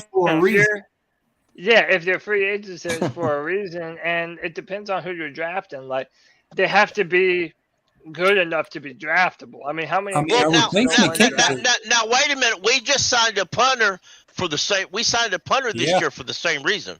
He turned out pretty good. I just got owned up to. That's what we just did. I'm not saying everybody you sign is going to be good, but I'm just saying. But Johnny Hekker was a perennial Pro Bowl punter. And the only reason he left LA was because they didn't have the cap space in order to keep him. So that's just a difference. Panera it's funny because I was 88%. It's not like he's god awful. It's funny that I was just like. Yeah, it's funny. I was just like texting my boys. I was like, man, I love Johnny Hekker. But then I'm like, damn, but I don't want to see him on the field that much. I love him, but it's just like, I hate to see him on the field, if that makes sense. It's like a love-hate because I do love him, but it's like when he's on the field, that means we're playing the football. Some of the notable kickers that's going to be a free agency is Mason Crosby, Jason Myers, Robbie Gould, Matt Prater, Matthew Gay, and Zerloin. There's others, but I'm not going through the whole list. But those are just the noticeable ones that are playing now. Some of those, like Robbie Gould, he's 41 years old. You ain't getting a lot of years out of him. I honestly, the way our situation is, I would rather draft a kicker and see how good or bad he could be against our current kicker who's on IR that I can't remember his name. But Gonzalez. Yeah, Gonzalez, because you know what? We did that before. The only difference is in our idiocy, we lost both of them. We had Graham Gano, and we had Cody. What's the kickers that we lost to KC? Harrison Buckner. Buckner. We had both of them in the palm of our hand. I said, no, we don't want neither one of them. We'd rather have Joey, the guy who can't. Was Buckner drafted? We drafted Harrison Buckner. We drafted Ron him. Rivera tried to stash him on the practice squad, and that's when Kansas City picked him up. It's because that same year he was drafted, they fired Gettleman, and Marty Hurney was the immediate replacement and didn't draft none of them. So he left it all up to the. He left it. And by the way, it's also this tendency that the Panthers have to never go with new players when they have an established veteran. They wanted to go with Graham Gano, even though they had this young upstart. And what did they do anyway? They ended up shipping Gano to New York. So it's because Graham or Ron didn't really want. That's why Ron didn't want to play Buckner anyway. He didn't want Buckner. He was happy with Gano, but Gettleman's like, we're getting rid of Gano and we're going to take Buckner. And then I blame that shit on the Jerry Richardson. If he's going to fire the GM, fire him right away. Don't wait till after the draft. Because we could have had Brandon Beane. Concept. We could have had Brandon Beane. You're right. If we would have fired the GM right after the season, we could have just let Brandon Beane step right into that job. But no, we had to be. Jerry Richardson had to be a dick about it. Well, Jerry Richardson didn't want to fire him. Jerry Richardson wanted Gettleman until Gettleman started playing hardball with Thomas Davis and Greg Olson. That's why Gettleman got fired. Gettleman didn't want to re-sign Olson or Thomas Davis, and Jerry Richardson was not having it. Yeah, Gettleman should have been fired. Should have been fired long before he was. Gettleman should have been fired. Gettleman was the reason. Gettleman was a reason why Josh Norman never played that year. He was also the reason why the year after the Super Bowl, we literally walked in and had a rookie second round pick. James Bradbury. Then we ended up having Worley. Y'all remember what we traded for Worley? We traded a fourth and a third and a sixth and our fifth rather to move up in the third round to take Worley so he could be a bust. And we also took Zach Sanchez. We also took Zach him 2 years later. And then we took Zach Sanchez. So since we had all that rookies that Gettleman loved, he just rescinded the franchise tag off Norman. All right, so boys, before we go any further, man, this is going to be a little bit of a different week, but you know what we got to do? We got to talk about PrizePicks because I need to win some money. I haven't been winning enough, man. I won a few weeks ago, and man, it felt good. I got the taste of it, and I need to win some more, man. Listen, and I want y'all to win some more money too. Download PrizePicks today and play daily fantasy sports with us. make sure to use the promo code C3 when you sign up. All first-time users that deposit and use our C3 promo code receive $100 instant deposit match up to $100. If you deposit $100, PrizePicks will give you $100. If you deposit $50, PrizePicks will give you $50. Boys, we're not going to make this one very long. I just want y'all to tell me if y'all like what I got right here, man. So I've been looking at these while we've been talking, and I'm just trying to put together a winning slate here. So I got Jalen Waddle at more than 5.5 receptions. Christian McCaffrey's taking on the Rams, and the 49ers always beat the Rams. So I have him at more than 75.5 projected rushing yards. Saquon Barkley playing the Houston Texans. I definitely have him at more than 1 rushing touchdown. And I got Jimmy Garoppolo at more than 1.5 projected passing touchdowns. I'm just putting 20 on this. If I hit all of these, I can win $200, man. Dude, that's what I'm saying. PrizePicks is the shit. It's one that you don't like me to look up and see what the number on some of these guys is, or y'all think that's a decent ticket right there? I mean, I don't like it. I know you have some kind of opinion. I gotta see who else is on the field though. Who would be better? I don't hate it. I don't hate it at all. That sounds good to me, brother. Yeah. I mean, it's looking good. I mean, I was also looking at some of these passing yard guys, but who's playing Detroit this week? Detroit is. I think it's Chicago. Yes, how many total yards? Justin Fields, they have him at 175.5, and he failed to meet that the last 2 games. But what about total? Like his rushing? Total. I would have to. Can I just click on his name? No, I can't. All right, hang on. Let me look up the Bears. The Bears. Was that last week that Justin Fields had that breakout game? Yeah, bunch of yards, a bunch of touchdowns. He's been bunch of rushing touchdowns. 3 weeks. Rushing yards, not really passing. 3 weeks. Yeah. Oh, they got some. They have him at 1 interception. They have him at 14.5 pass completions, 241.5 pass plus rush yard touchdowns. I might do that. Fantasy score, pass attempts. They got the Chiefs in defense at 3. Why is the Chiefs up here? I'll put Chicago. I don't know. I'm liking this ticket, man. I do too, man. It looks good to me. Yeah, I mean, Jimmy G's the only one that kind of. I mean, he's the only one that kind of scares me. But other than that, but look, I looked at him, and the past 4 games, he has been over 1.5 passing. And Debo's back. Yeah, and they got Debo back. Yeah, I'm digging that.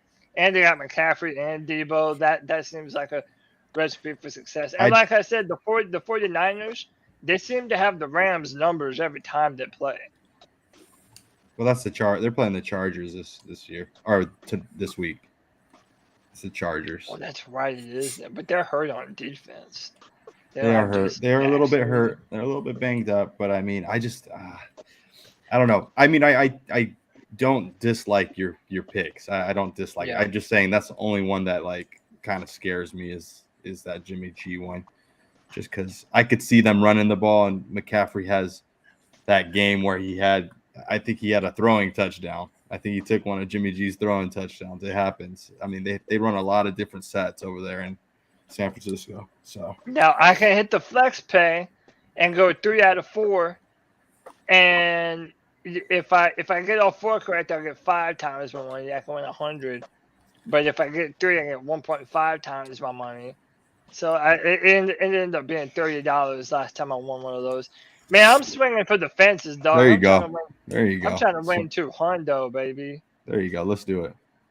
Man, dude, Jalen Waddle, every single time I pick this man, dude, he always comes through for me, man. That's my fantasy guy. That's my fantasy guy. Yeah, man. Jalen Waddle's he's a beast, man. I made the mistake of picking Tyreek Hill to get the touchdowns over him a few weeks ago, and that was a mistake. Waddle is the touchdown machine inside that offense, man. So yeah, shout out to them once again. Download PrizePicks, play daily fantasy sports. Guys, you don't even have to do football. Are you a basketball fan, MMA fan? There's a big time fight coming up this weekend. In fact, I want to look and see what they even have for the MMA fights, man. But dude, you can do everything. Is anybody gonna watch the game in Germany this week? What time does that come on? That's 9 o'clock, I think. Yeah, for me, it comes on at 6:30 in the West Coast. I'm good on that. I'd get up and watch it, brother. Never. Only if it's. I mean, honestly, I know it's an NFC. You know, obviously it's the Seahawks Bucks. Yeah. So I mean, it's a good game. I'm up at 5:30 anyway, so. I'll probably catch the second quarter. Yeah, but because I saw today that Bucks fan or Germany fans, they bring gallon jugs of beer into the stadium. I'm in. Gallon jugs. What gallon jugs of beer? A friend of mine at work said that he's been to Germany. Said that he served in the military, but he's been over there. He's got family over there because he married a German woman, and he said that they actually sell beer there in gallon jugs. And they can bring their own. Yeah, that'd be cool, wouldn't it? Oh yeah. Wait, Cody, you said you had. Was Derek Carr on that list, or he wasn't? You didn't have Derek Carr on there, did you? Not on mine. Not on mine. Okay. No. Okay. Why? What you got him at? You see him? No. I just saw that they, Waller and Renfro's, they're both out. So I mean. Yeah. They still might win though. I don't know. The Colts might take that. Are they playing? I think they're playing the Colts. Oh, the Colts ain't gonna win nothing. No. By the way, I don't think. It's a bad game. So by the way, to YB Jordan, I'm on. So just so y'all can know, man. These PrizePicks, I'm a big time UFC fan. I'm talking big time, longer than I've really even been a fan. And they have significant strikes for all the fights this week. So I'm putting together a little card for this one too. Yeah, I'm gonna try and let my UFC make me some money, man. There you go. Yeah, I'm really excited about this fight this weekend between Israel Adesanya and Alex Pereira. Dude, that for those of you who don't know, Israel Adesanya, that's like my favorite fighter in the world, man. I love his style. He's an anime nerd. But this dude, Alex Pereira, man, this guy has a dynamite left hand, dude. So I don't know. I'm torn because either Alex you and guys actually knocked Adesanya out. Yeah, and that's another thing. Israel Adesanya has beaten him before in the decision kickbox, and then they fought again, and Alex Pereira knocked him out. So, yeah, man, this is gonna be exciting. I'll probably pick one more ticket here. I'll go Reyes. Reyes is way better than less than 39.5 significant strikes. Hey, YB Jordan, they got Israel at 93.5 significant strikes. I got the less because I don't even think it's gonna go that long. What you think, man? Tell me what you think. Yeah, I'm gonna go ahead and put this one in, man. That's what you need, buddy. Why not? Why not? Did it go?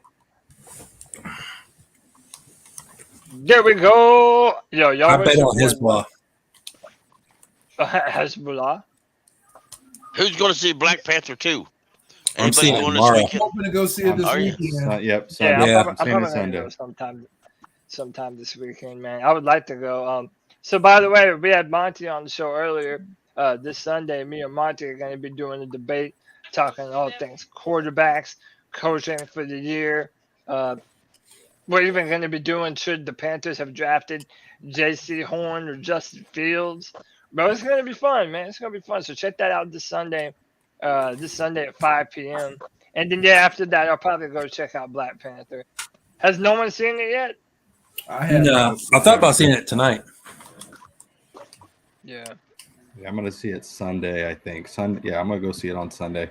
I finally saw Black Adam, and I thought that was good. Yeah, it was good. I enjoyed it. I heard that the critics took a shit all over it, but The fans critics screwed themselves. genuinely liked the movie. The movie was good. You see that a lot. Yeah. Jordan said he'd go less too. So man, I mean, do y'all really want to pick this Baltimore? I mean, we're gonna do another free for all before we even play that game. So, what y'all want to round out this discussion with, man? Why don't we do some final thoughts, some final discussion points here, and then we'll wind it down, man. How are you feeling about the team right now? Are you hopeful, or are you in the state of mind where, all right, I need to see them beat a team that isn't an NFC South opponent? Yeah, no, I need to see that for me at least. I mean, I just winning in the NFC South, yeah, that's definitely going to help you. Like I've said many times, and I'm sure Rivera said it too. NFC South opponent is that's a 2-win game. Every time you play them, it's almost like you win twice. So I mean, those are big time games, but you gotta win other games in the year. I mean, you only that's only 6 games that you're gonna win. So you definitely got to win outside of that. 6 games isn't gonna get you a playoff spot, I don't think, this year. So you're gonna have to win, I think, at least I think you're gonna have to win probably 8, maybe 9 is right there, 8 or 9. So it's gonna be close. That's what I think. It's gonna be right around there. So we got to get 5 wins somewhere. Yeah. I know Drew said, Pittsburgh looks like a good one. Detroit, that's 2. We're gonna beat somebody that we're not thinking about. Yeah. Denver, I can see Denver. So he said Denver. That's 3. I mean, I still think you got to get 2 more somewhere. And Pittsburgh. Yeah, and we got to see how Tampa looks on. I mean, obviously, I want to see how Tampa looks on Sunday, how they do. They had a huge win against the Rams last week. So it's just we got to wait and see, honestly. But I don't know. After watching Thursday, it was a little rough to watch the Panthers. I know it was exciting to see our running back go Broncos. Off, but, yeah, we'll probably beat the Broncos. Yeah, but do you think we could beat Baltimore? No, not really. So, I mean, how about this? Is it safe to say that Baltimore is our stiffest test left on the schedule? Oh yeah, absolutely. Them and Tampa. Yes, absolutely. Tampa just don't scare me at all. Period. Honest. Yeah, they really don't. Tampa's old. They're beat up, and we don't face them again until the last game of the year. By the time we get there, they may not give a damn, and we may not give a damn either. Yeah, I mean, I'm always scared of Tom Brady. I mean, Tom Brady, he is who he is. So I mean, that guy, he's going to be competing every week. But the Broncos just was that you that posted on Twitter? If we can at least show up and press hard and make it like if we can at least not get massacred by the Baltimore, there will be a lot of faith. But if we end up somehow or another beating them, then oh boy. If we win that game against Baltimore, then oh boy. Yeah. Oh boy. Yeah. Oh boy. Exactly. Oh boy. Yeah. But could you imagine the excitement that Panther fans would be feeling if we actually got a W against the Ravens, man? On the road, dude. That would be insane, man. That would be. I mean, it's any given Sunday. I mean, anything can happen. But it's just like after watching the game, even last night, I've seen had a tough stranger time. things. They had a tough time, getting to Mariota. I mean, I saw him scramble out a few times, and Lamar Jackson's on another level. So our secondary is going to have to hang in tight. Of course he is. They're going to have to hang in tight. So yeah, Lamar Jackson wants to be the highest paid quarterback in the history of he wants to be the highest paid player in the history of the NFL. Hey, would y'all pay Lamar? Let's No, go no, around. I real wouldn't. quick. Would y'all rather? Would I y'all, would not, I would. but I didn't want to pay anybody else either. So I'm going to stand on that. I would. I didn't want to pay Murray. I didn't want to pay Deshaun Watson. I don't want to pay all these quarterbacks all this money they want. So, Okay, now Cody, I got a question for you. All these people that say, "Yeah, oh, we ought to break the bank for Lamar Jackson." These are the same people who say, "Oh, we need a defensive end. We need." yeah, they don't comprehend that when they say it. I'm sorry, I don't mean that. No disrespect. But those type of quality players and pay a quarterback $250 million plus. Yeah, because by the time, but by the time you give up all you're going to give up to get him, and the cap he's going to cost you after you get him, you're going to be bringing it's not going to mean nothing. Here, Whiteheads and players like that in order to fill out your roster. You're not going to be able to put any talent around him. Yeah. White chocolate. Go ahead. Cam dealt with trash too, didn't he? Hold on a second. They get to a Super Bowl with trash. So what's the most important position on the NFL field? Quarterback. Yeah. Quarterback. Yeah, but I mean, I hear you. So I hear what you're saying, brother. I hear exactly what you're saying. You said the most important player in the field is the quarterback. But if he's got trash around him, what is that going to do for you? Because you're going to have to give up multiple first-round picks to Baltimore to even get them to even answer your phone call. Oh, hell no. So that's off top. You're looking at 3 to 4 first-round picks off top to get Baltimore to pick up the phone. Right. And then you're talking about having to give this man $250+ million fully guaranteed. Oh, I thought he was a free agent. No, they're going to put the franchise tag on. They're going to put the tag on him anyway. Yeah. Oh, So how do you propose? So White Chocolate Espresso, how do you propose filling out your roster when you just gave up 4 first-round picks? You gave $250 million plus guaranteed to your quarterback. How you plan to fill out the rest of your roster? You got Brian Burns coming up on a You got Brian Burns going to come up on a contract. You got Jeremy Chin who's coming up on a contract. You got Derek Brown who's coming up on a contract. How are you going to fill out the rest of your roster? We'll do what the Saints did when they went after Watson. Push it down. They've already done that. I'll do it even more. Let's okay, White Chocolate. Let's say we do that. Okay. Let's say we do that. Let's say we push it down 4 years. Right. We put everything down 4 years. Now we've already signed Lamar to what he wants. Right. He's under a 7-year contract. He's going to get paid $60 million a year. Right. Yep. So now you've already put crap all around him. We don't have crap. We got DJ. Okay, DJ's one person. Okay. You got Foreman. Now that's not what I'm saying. That's not what I'm saying. You can't afford, but you can't afford your offensive line. This is 4 years from now. Cheap right now. 4 years from now, Brady Christensen, you can't afford him. He's already hit free agency because you've already give Lamar $60 million a year. You can't afford Bozeman, who's a free agent this year. But don't worry, you'll have Pat Elflein for 1 more year. So I expect us to win a Super Bowl in 4 years. And what are you going to do about your defensive end? You already said YGM is we'll draft them late. Yeah. What are you going to draft? What are you going to draft him with? You just gave up with our fourth and thirds.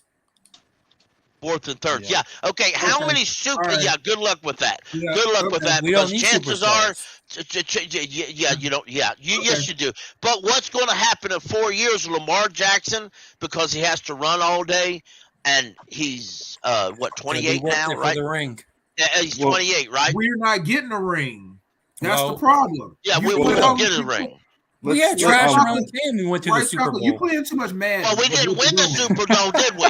We got our ass handed to us in the Super Bowl. We went That's there. a factor. Way too much Madden. The best Super Bowl the Carolina Panthers have the best Super Bowl the Carolina Panthers have ever played for was not Cam Newton. Okay. Lamar Jackson could not hold 2015 Cam Newton's jock. Yeah, you're mine. Look at Lamar's completion percentage. And in 4 years, in 5 years, Lamar Jackson's going to be crippled. just like Cam Newton's career ended short. In 5 Lamar years, Lamar Jackson can throw from Jackson's the going to be pocket. 30 years old. And since he's a running quarterback on 30 years old, he's going to be a cripple, and he ain't going to be worth nothing, just like Cam Newton isn't, because he's beat up his body too bad. Lamar Look, let me Jackson butt has a in here. 69% completion percentage.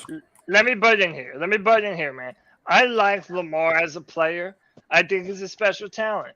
But I'm ready to do what the better NFL teams do.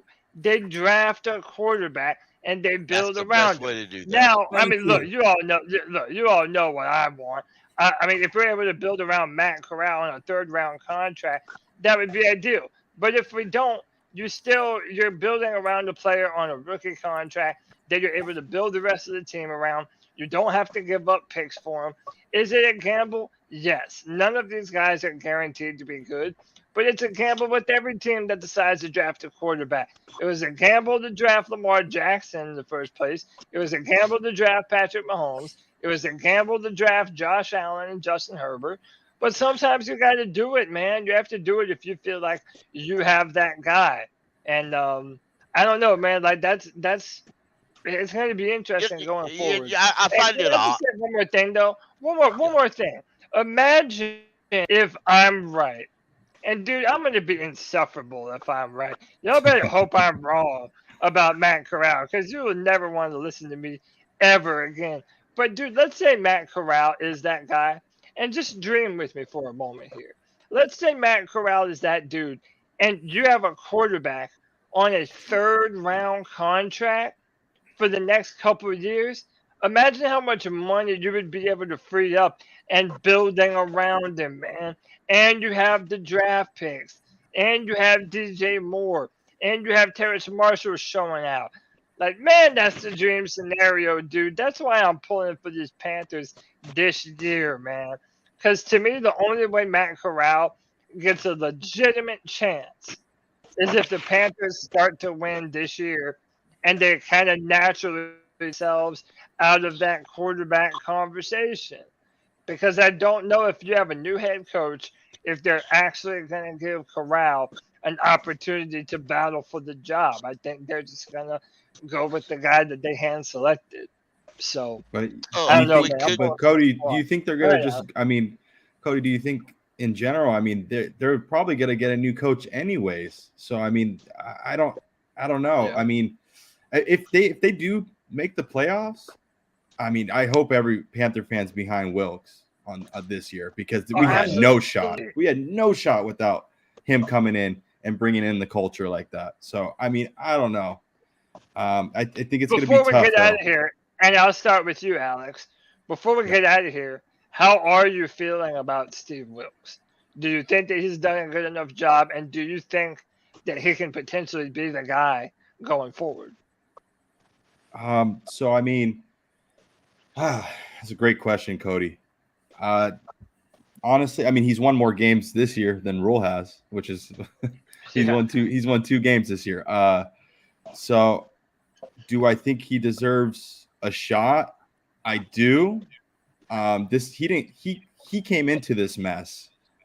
So I do definitely think he deserves a shot.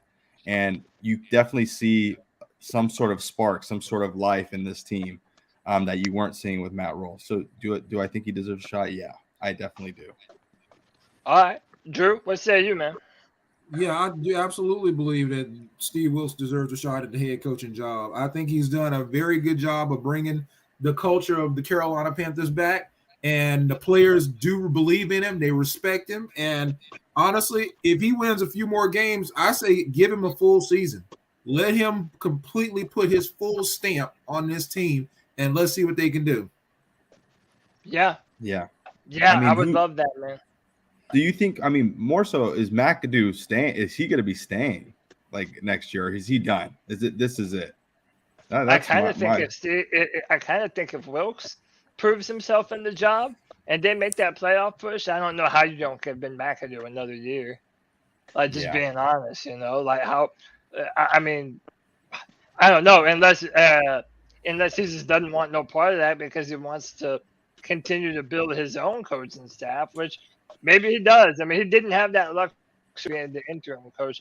By the way, man, shout out to our guy, Michael Davis. Michael Davis, the patron saint of the C3 Podcast with the $35. He ain't even got a message, man. He's just showing some love. That's what he does, man. Shout out my guy, Michael. Michael's the dude. White Chocolate, how you feeling about Steve Wilks? And do you think he's on the right track to at least be highly considered for this job? Absolutely. Not only do I think he probably will get the job, I think Tepper wants him to get the job.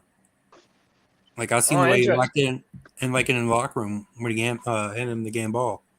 Yeah. I think he likes Wilks. Yeah. Yeah, that's a good point. We haven't even mentioned David Tepper in relation to the whole thing. We'll go to Locks and out with Panther Pickle. Locks, you like Steve Wilks, or are we getting a new head coach at the end of the season, bro? So this is the way I see it, right? I think I wouldn't mind him being the head coach, but you know, you gotta let the rest of the year play out and see how that shit rock. And I think if it's a coach that gets fired, or if it's a coach that has more pedigree at the end of the year, and let's just say, you said, how many games we got left? We got what? I'll pull it up. We're 3-7, so I think we got 7 games left, right? 7 games left. So let's just say we go 3 and 5. No, 5. Let's say we go 3 and 4.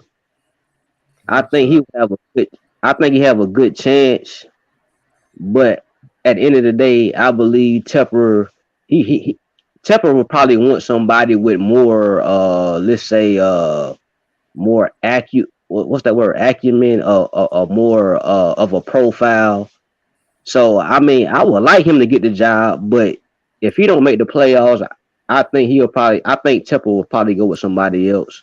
But you know, at the end of the day, I would like to see Wilks, but if we had a chance to get like a Sean Payton or somebody like that, I would probably prefer one of those guys. But hey, I like Wilks though, but I hear you, man.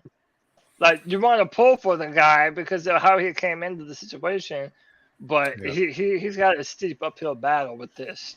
And I'm telling you, man, and confused that this is what I'm calling for. I am not calling for this. I'm just telling you, David Tepper seems to me like the kind of guy that would hire Bill O'Brien from Alabama. I'm just saying, dude. I think he's got Auburn. I think he's going to Auburn. Maybe so, but also if you're if you're Bill O'Brien, you've had success in the NFL before. Why wouldn't you want to get back to the NFL, especially if you have Bryce Young? Like, if that's your guy, we're not getting Bryce Young because we're winning too many games. I hope we go. If we do decide not to go if we're not going to get Wilks, if we're not going to bring Wilks back, I do hope it's Dorsey. That's who I hope. Absolutely. So that's my guess, and but I don't know. I don't know if that's going to be the call. I do think that Tepper, he's starting to realize that, like, man, the culture I came into was actually not a bad culture that I came into. It was actually really close-knit group, really family-oriented, real close. And I think he realizes that now after he, put his stamp in there, bringing in Rule, and Rule just demolished everything. So why Dorsey? Why Dorsey? If I can ask, why Dorsey? Dorsey's a former Panther. Second of all, he's the architect of one of the most high-powered offenses in the league right now. Mm-hmm. Now he checks off 2 boxes. Tepper at first he said he wanted somebody young, a young offensive coordinator. He's checks 41. Off both those boxes, and as I said, he's a former Panther. Yeah, that's what I think. That offensive-minded coach. That's the big thing. I don't want to get a good offensive coordinator and then lose out every year whenever the next NFL team looking for a coach comes and knocking and then hires him out from under us. Exactly. I'd prefer to have Dorsey as the guy. That would be my preferred candidate. Yeah, I mean, he's probably number one. But then even number one more than Dorsey is like, I don't know, man. I something about Steve Wilks. I like him. He terrifies me because he is that throwback coach that's like Ron Rivera. He's very conservative. And that worries me as a team if we're going to continue to do that bend, don't break mentality where we let teams back in the game doing the cardiac cat thing. Like, I am not with that at all. So, but Cody, do you think he's that conservative because he has to be that conservative? If you don't have the guy under center, you have to play it closer to the vest. Yeah, that's a great point, Drew. I mean, maybe if he had a guy that he trusted to make all those throws, maybe he wouldn't mind. Someone like Lamar Jackson. And I think, oh my dear God, white chocolate espresso, give it up. And I think Wilks has, like, you know, I think he'll be comfortable with Dorsey. I mean, they work together too. So I mean, I think it's a good fit. I think it's a really good fit, and I don't see why not. He doesn't deserve a shot, Dorsey. I don't think that Steve Wilks is going to stay a part of this organization as a defensive coach. Maybe he does, but I kind of think, you know, I don't know, and I cannot speak for Steve Wilks, but I kind of think I don't see him taking a pig, you know, the downgrade of position just to now follow under somebody else, you know, but someone else that used to be his equal. Dorsey were on the same team with one another. He was the defensive backs coach. Dorsey was the quarterback coach. I don't know. That just sounds like a recipe for trouble, I think. But Pickle, before we get out of here, are you hopeful about Steve Wilks, or you think that we're going to probably dip in to find someone different? I would like to keep Steve. I believe Steve is our best option moving forward. And I say that because you don't know what your next hit, unless you bring in somebody like Ken Dorsey. But I'm not certain who could sell David Tepper what David Tepper wants. If I'm David Tepper, if it's not Steve Wilks, it would have to be Ken Dorsey, because Dan Dorsey's been in Carolina. He's kind of went that way. But you also have to ask yourself, you know, a new head coach may not want to keep half the players that we like or move forward. So, you know, I would hope they would. I honestly would give Steve Wilks the job. But I believe that unless we start putting more wins together, Tepper's going to have to look to something else besides wins to judge whether he keeps Wilks. Remember, the Raiders last year fired their head coach midseason. Their interim head coach took them all the way to the playoffs. Yeah. And then they lost in the playoffs, and the owner let everybody go. Hired a new head coach, and that new head coach came in, traded a bunch of players, got rid of players, and the Raiders currently suck. So, yeah. Dude, how bad do they wish they had Rich Versace back? I mean, McDaniels. But also they gave Josh McDaniels entirely too much control, and I don't think Tepper will ever do that again. I hope not. Rich, by the way, Drew, I know you don't like Bill O'Brien. I'm not saying I love it either, but when Bill O'Brien and the Texans went downhill, it was because Bill O'Brien had general manager control and was making a bunch of moves at the end. Right. I guarantee you that if David Tepper brought in O'Brien, he ain't letting that shit happen again. And he would let him be the coach only. Right. And a lot of that, I think, was because Easterby was the president, and he had way more. And he wouldn't hire a general manager. And by the time you come running, you had to have a general manager. They just said, Bill, you do it. And I mean, you guys also have to remember that Ken Dorsey also has somebody in the front office that could be pulling for him too. Dan Morgan. Right. Because they worked together in Buffalo. Yeah, that's a great point, Drew. Great point. Yeah, that is a great point, man.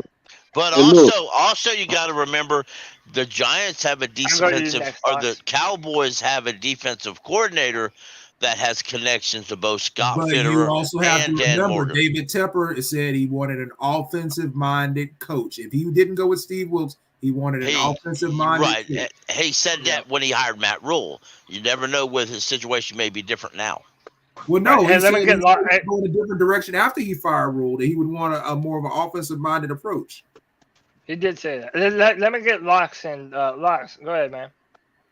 Hey, look, before we get up out of here, I seen Cat Craze saying something about dude Frank Wright from Indianapolis, dude that got fired. Yeah, I'm glad you brought that up. After he got fired, he was chilling at his home in North Carolina. What do y'all think about Frank Wright? I would hire him. No, I'm a no on him. I like him as an OC. I would hire him today as an offensive coordinator. Yeah, as an offensive coordinator, I would get rid of Ben McAdoo, and I would hire Frank Wright as the offensive coordinator and have Steve Wilks as the head coach. But as far as the head coach, I think he should get as much consideration as the next guy, because he did a decent job for the Colts until the owner decides that we're going to bring in all these old quarterbacks. Because the owner's already been burned twice on draft picks, and he don't feel like getting burned again. Finally, the owner figured out that all his little shit wasn't working, so he got to blame it on somebody else. No, but Locks, I'm glad you brought up Frank Wright. But couldn't you also make the argument though that Frank Wright, they tried to fix the quarterback position, like they brought in Carson Wentz, they brought in Matt Ryan. But the year before that, it was what's old buddy? Phillip Rivers. Yeah, Phillip Rivers. And it's like you thought you had a veteran leader guy that was going to be able to make all the throws and all three of those dudes, and you never did. So we did have a start quarterback that could make some of the throws. You know, like why not give him a chance? You know. He's not at the top of my list, but I wouldn't hate that as much as some other hires that we could make. Like Jeff Saturday. I agree. I need to add that in too. Honest, I know I said I would consider him, but there are people ahead. I'd have to. I'm sorry. I could seriously consider the Eagles' offensive coordinator very high on my list. He's very high. He's probably third on my list, not counting Dorsey or counting Dorsey and Wilks. The offensive coordinator for the Eagles. I forget his name too. After somebody pointed it out that he does have experience in multiple other reasons. I went and looked him up. He's got a boatload of NFL experience. Some of the best he's had under. So Shane Steichen? Shane Steichen, yeah. Yeah, Steichen. Okay, so I mean he's 37. I mean he's a young guy too. Yeah. So I mean young mind. Yeah. I don't mind it. I don't mind it either. He has experience as far as that goes of taking a second round pick and developing them. So you know. Yeah. Yeah. I mean I wouldn't mind it, but look as of right now, we just gotta rock with the squad, man. We just gotta keep pounding. I think that's the only thing that we can do. I believe this team is going to be more competitive than, the numbers might say, our division. I mean, our whole overall season record. I think we're better than that, man. And I don't see this division being a problem for us. I just don't. Cody, I have one question. Quick question is, so what are your thoughts? Because I know we didn't really get to, I didn't watch the show prior, so I apologize. But what happened in the Bengals game? Like what happened? Where they came out so flat, man. I don't understand. I know maybe it was an emotional loss against Atlanta the week before, but after seeing that was I was just like, wow, this team, they didn't have any fight in that game. I mean, honestly, the second half. I think they were sick because it seemed like a lot of guys were sick. Right. It wasn't reported, before the game or even talked about very little afterward is something that honestly I think the Panthers are trying to cover up. I really do believe that because 26 players were sick for that game. Wow. 26. Oh, well, most of them had to play during the game that were sick. That's why Derek Brown couldn't even play the second half. He was so sick.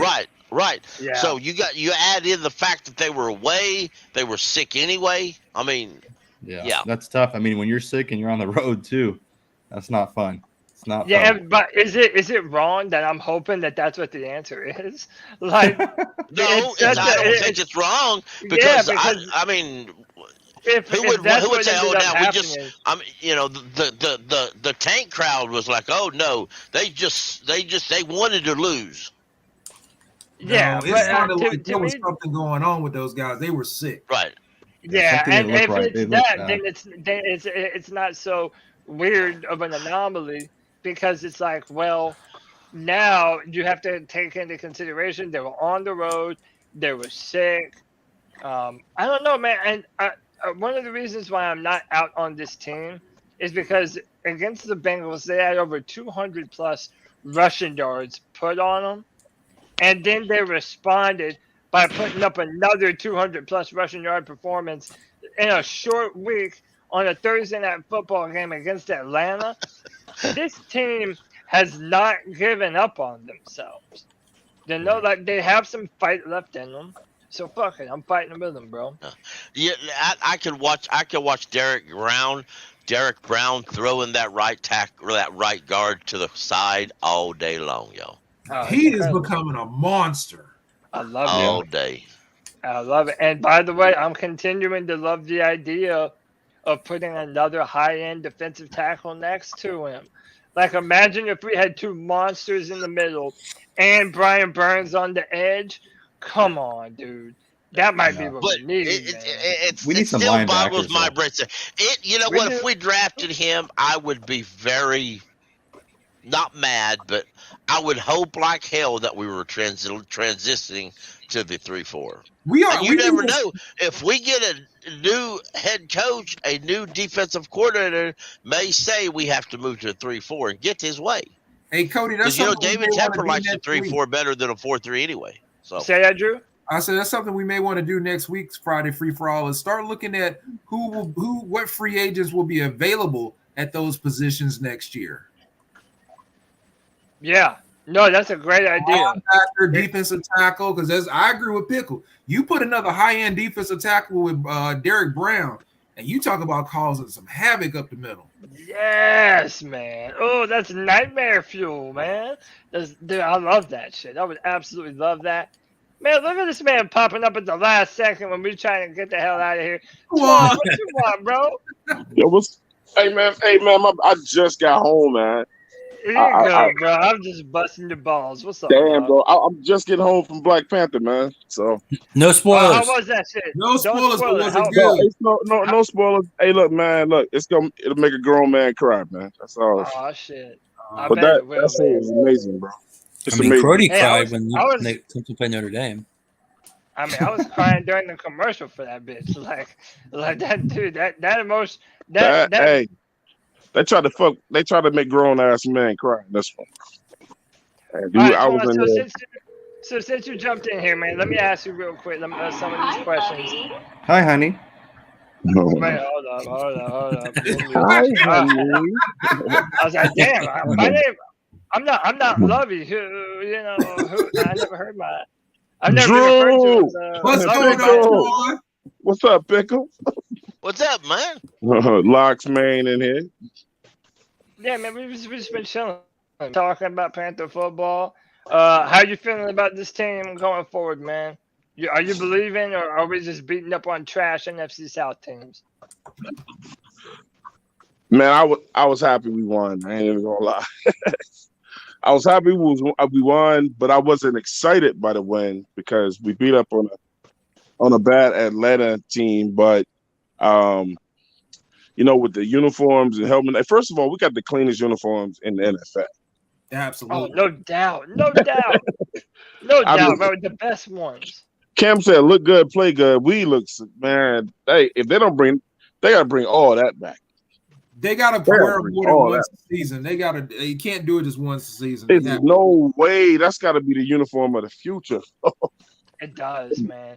It But, does. And by the way, wouldn't that be such an easy way for David Tepper to win back some of our trust and affection? Trust. Like, just Trust and give us the believe, bro. permanent black helmets, man. Wear the silver helmets on the road and wear the black helmets at home. I'm ready to get rid of the silver helmets too and go to the Panthers blue helmets.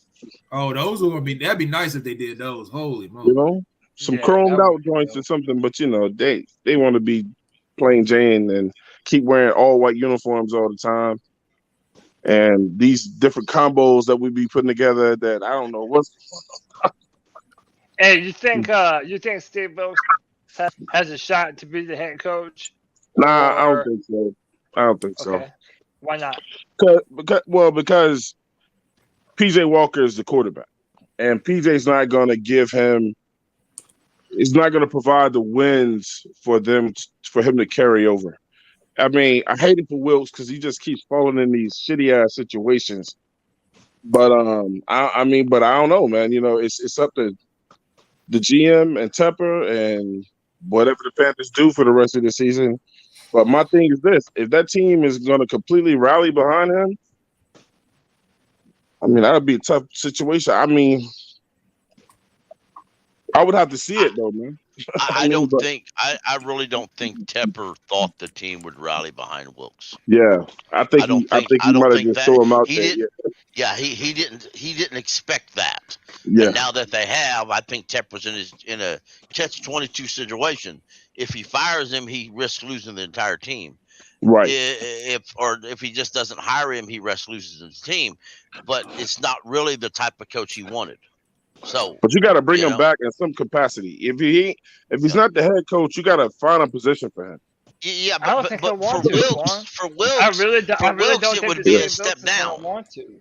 It would be a step down, and does Wilks mind stepping down? That's the Do question. he want to move his family away from Charlotte again? Right, and that. But the thing is Wilks going to be offered a job somewhere else as a head coach? I doubt it. I mean, if the new head coach wants him too, I mean, he might want to bring his own. Yeah, I mean, it's got. I don't know, man. I mean, that's a tough situation. I mean, I'm with Pickle. I think Tepper threw him out there thinking that he was going to go through the motions of an interim coach, and he didn't know them guys was going to rally behind him. Like, now he got a tough decision to make. Yeah. Either way, man, mean, I'm not it going to is be a mad tough if they bring decision. him back. But I wouldn't sign him for no long term. I mean, he should learn from that. I signed him to 2 years or something like that. But White Chocolate made a good point. I think David Tepper wants Steve Wilks to win the job. I think he does. It would make it easier for him. It would definitely make Tepper make it. Hey, he did a good job. There's no point in looking outside. We'll just move the interim tag and keep moving. The only thing is plus it would also be convenient, and I'll tell you why. Because if all they did was remove the interim tag, Wilks agreed to a small deal. Then, to be honest, later on, if there was another head coach come available that Tepper wanted, he could do that without trading anything or giving anything away. Right. The thing is, there's so many good fucking coaches that's going to be available after this season. And coaches don't count against the cap. And Tepper could put together a fucking dream team of coaches, bro. Who's your number one? Who's your number one candidate if outside of Wilks is either Dorsey or Pep Hamilton. Pep. Yeah. Now, Twan, you said Pep Hamilton. I wonder would Pep Hamilton come here to be the offensive coordinator if Wilks was made? Me too, bro. Hey, me too. Hey, look, but Pep Hamilton would have to leave. Pep Hamilton would have to get permission from the Texans to do that. The Texan organization would have to grant that. Man, unless the Texans fired everybody again. Yeah. Well, the Texans, I don't think the Texans are going to keep Lovie Smith after this season. I think they're going to fire him. No. All right, who are they I going didn't want him to to begin with. Yeah, they may not. But who they going to get? If it hadn't been for Brian Flores filing that lawsuit, the Texans were going to make Josh the McCown. quarterback. Yeah, Josh McCown. They were going to make him the head coach. Yeah. Hey, can I tell you guys the ugly truth about the situation? Idea.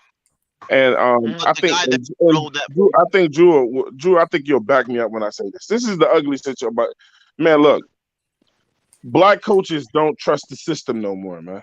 Yep. The Rooney Rule shit, they might as well ball that shit up and throw it in the trash. I think they're going to. So now I think black coaches now are relying on other black coaches to hire them into jobs and things like that. Like if Wilks has a situation, because they don't trust the system no more, man. Like these teams are not doing what they agreed to. I mean, I think that's part of the reason why David Tepper. I really do think that's why David Tepper kind of does want Steve Wilks to win the job, because then it's like, even though he might want to move on from Wilks, like if Steve Wilks earns it, knowing the lawsuit that he's a part of, he could be like, oh, well, I have no reason to go to anybody else, man. Let me just give the job to Steve Wilks. Right. And it's all honky-dory, you know? But see, I think Wilks can go get a dream team, though. I think coaches around the league, they respect them like that, man. I mean, after that Jeff Saturday move, man. I'm going to tell you, I can honestly see if Steve Wilks became head coach, you bring in Pep Hamilton as the offensive coordinator, you bring Brian Flores in as a coach. He could put himself together. Who gonna turn that down, man? Who would turn that down? Yeah, like Brian Flores, if he's offered a head coach. Hey, but this is the reality, Drew. We play in North Carolina. I get that, but also you just got to know what I'm saying. I know what you're saying as soon as you said it, but also everybody ain't gonna be down with that, man. Who the biggest franchise quarterback is in Carolina Panthers history? I don't give a fuck. I don't give a fuck about what coach is. I care about W's. And if some blue coaches gonna come on that team and win, then hire the blue coaches. Yep. If they gonna win, that's all that matters. Yo, what about them purple coaches now? Come on, dog. Hey, get the purple ones. If they can win, man, go get some orange coaches, man. I don't care. Now you got that. Let's get all of them in. Just as long as they're not orange and purple. Hey, shut up. Such a hater, Kevin. Bring them on. They can wear a dress. Just won't let it go. and I don't care. Hey, Y'all better anyway. get off my goddamn man Cody by this Clemson loss. I know they lost. Y'all better goddamn Cody like that before I get on y'all ass. Man. You can't get on my ass. Hey, who's your team, Blocks, man? Who's your team? Say my team? Yeah. Alabama. Man, you just made that shit up. I like Alabama. Alabama's worse than Clemson and Tennessee this year, yo. Oh, hey. I'll say this, man. I believe Alabama and Clemson are going to play in the bowl game against one another, man. Look, I man, kind of think that they want that. Nick Saban has been exposed. It shows if you get talented people on your team, then it comes down to coaching then. And Nick Saban might not be the greatest coach. He's a great recruiter, but you can outcoach him. But you can outcoach him. Get that shit the fuck off my screen. Like, he didn't know who's the admin up in this motherfucker, dog. I'm running shit up here. Put that bullshit up on the screen. I should have never paid you, bro. I should have never paid your ass. Brought me a nice game talking about. Yeah, so much for those playoffs, Cody. Yo, shut up. Where's FSU, bro? FSU is trash, bro. We're about to get ready to dominate Syracuse tomorrow, man. All right, we're about to dominate Louisville. Hey, didn't Louisville beat y'all? Or y'all beat Louisville? No, we beat Louisville. We beat Louisville with our backup quarterback. Because your backup's probably better than your starter. You must be fucking crazy. Don't Florida State and Clemson play each other this year? We already played, man. Beat them. We already beat them. Tell them what happened, Drew. Tell them what happened, Drew. We already beat y'all this year. Hey, man, Shipley ran through us, bro. Yeah, he did. Shipley's a man, dude. I was yelling. Man, we can't stop this one guy. Bro, we need to draft him next year, Twan.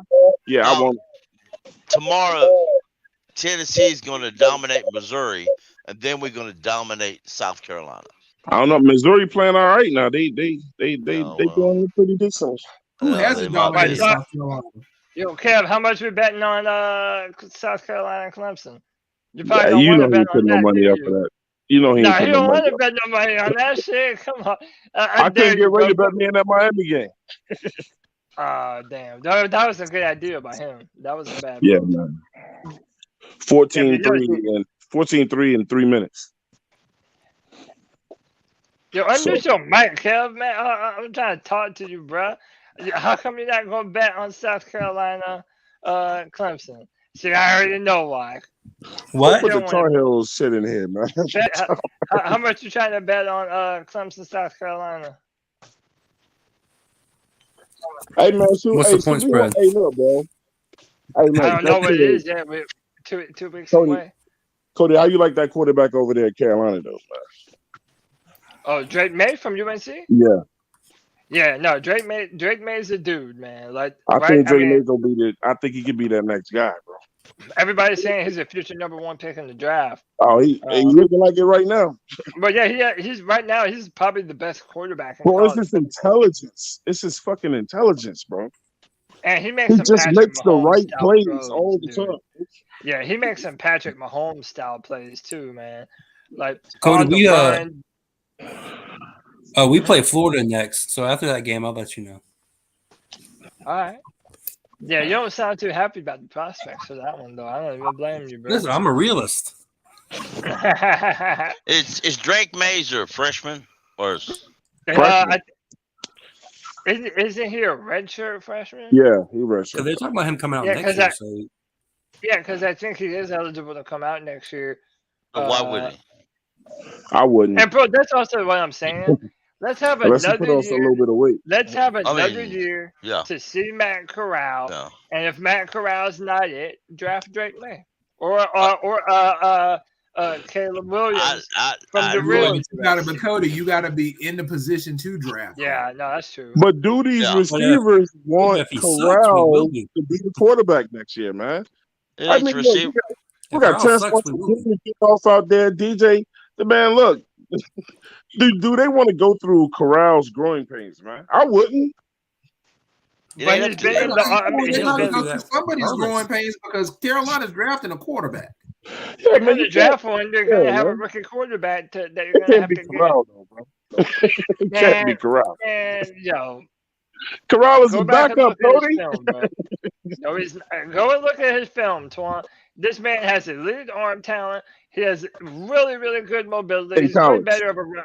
He's way better of a runner than Bryce Young. What other college quarterback is not in college right now? Hey, bro, I'll take Nix. They all are. Them and Bo Nix used to play together. I'll take Nix over him right now. You know what?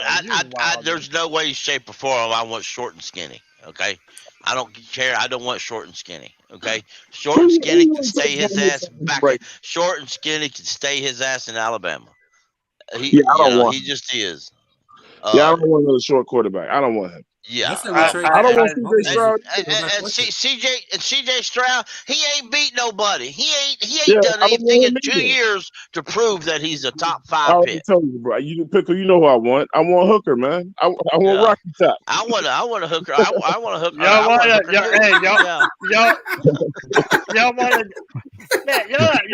are here saying that Matt Corral's the backup. Hey, no. You saying that Matt Corral's the backup. Meanwhile, y'all are stopping for a damn 35-year-old quarterback. Man, he ain't 35. Stop developing, man. He ain't 35. Man, he might be 35 years old before Matt Corral realizes it's in the NFL. He can't run no more. Man, this man's 45 years old out there on the football. So you know damn well he ain't man. We ain't talk about Tom Brady, boss. Tom Brady a free agent if you want him. Dude, I heard that Tom Brady going to San Francisco. Tom Brady going to retire. He going to nursing home. This man losing weight. He looks bad, man. He lost his wife. He need to go to therapy. Fuck the league, bro. That's probably why he's losing weight, because he lost his weight. By the way, weight. Matt Corral is 3 inches taller than Bryce Young and 20 pounds heavier. What's up? I don't know. I mean, look, I hope my wife don't hear me, but if I make the money Tom Brady makes, man, I'm only gonna be so depressed, man. I'm rich too. Yes, Coach P, you're right. You're right. PJ is 1 inch taller than Bryce Young. But let's get real. We've already discussed. PJ is a backup quarterback. Bryce Young, if he enters the NFL, he is too skinny. He is 195 pounds if he's soaking wet. And yes, multiple scouting websites, multiple ESPN, both ESPN draft reporters, Todd O'Shea and Mel Kiper both said he doesn't have the frame to I hope add you ain't weight. listening to either one of them pinheads, man. Don't trust It either doesn't one matter. of them. It doesn't matter. Don't take them away. I can bring you 5 other websites that says Bryce Young doesn't have the frame to add weight. I trust a lot of people people, over Todd saying a that. lot of people are starting to come around to that this crop of quarterbacks, it's not all that it was made out to be. No, it's going to change by the end of the year too, man. But they say that every year. They say that every single year. Yeah. And you know, to Cody's point, I've multiple times in my history of watching, I have told you he's a bust. I remember people laughing at Kansas City when they traded up to get Patrick Mahomes. I remember people betting online on Twitter, making bets with each other that Sean McDermott was going to be the next DC of a different organization when they fire his ass for trading up to get Josh Allen. Josh Allen. So see, you don't know who you get, and how many people laughed at the Ravens when they drafted a quarterback with the 32nd pick when they had. Well, that's why I give Cody some leeway with Corral. The thing is this. I don't want Corral to be the quarterback, but the thing is this. I think as fans, we get too tied up on what we think a player is going to be before we see the shit play out. How many people predicted Geno Smith to do what he's doing up in Seattle? Because, look, let's be honest. Your boy with Buffalo, he sucked when he first started playing. He did. It's rare that quarterbacks come in right away and start. Like Justin Herbert, he came in and got off right away. Mahomes, he was on the field. Tyrod Taylor got his lung punctured by the dog. I don't know a lot of quarterbacks that came in and just started just giving it to you right away. So they're gonna all go through a lot. If you look at the Panthers offense right now and look at how they run shit, you cannot tell me that you can't see Matt Corral being successful with this offensive line and these offensive weapons, man. Like, you don't even have to ask him to do that much, and you still have the ability to make him a red zone threat. I'm telling you, this dude is a runner. But he's coming off an injury, man. He's coming off an injury. But dude, he's already healed up. I mean, if you had a surgery, which he did, they said it takes 6 to 12 weeks to heal, like back up to normal.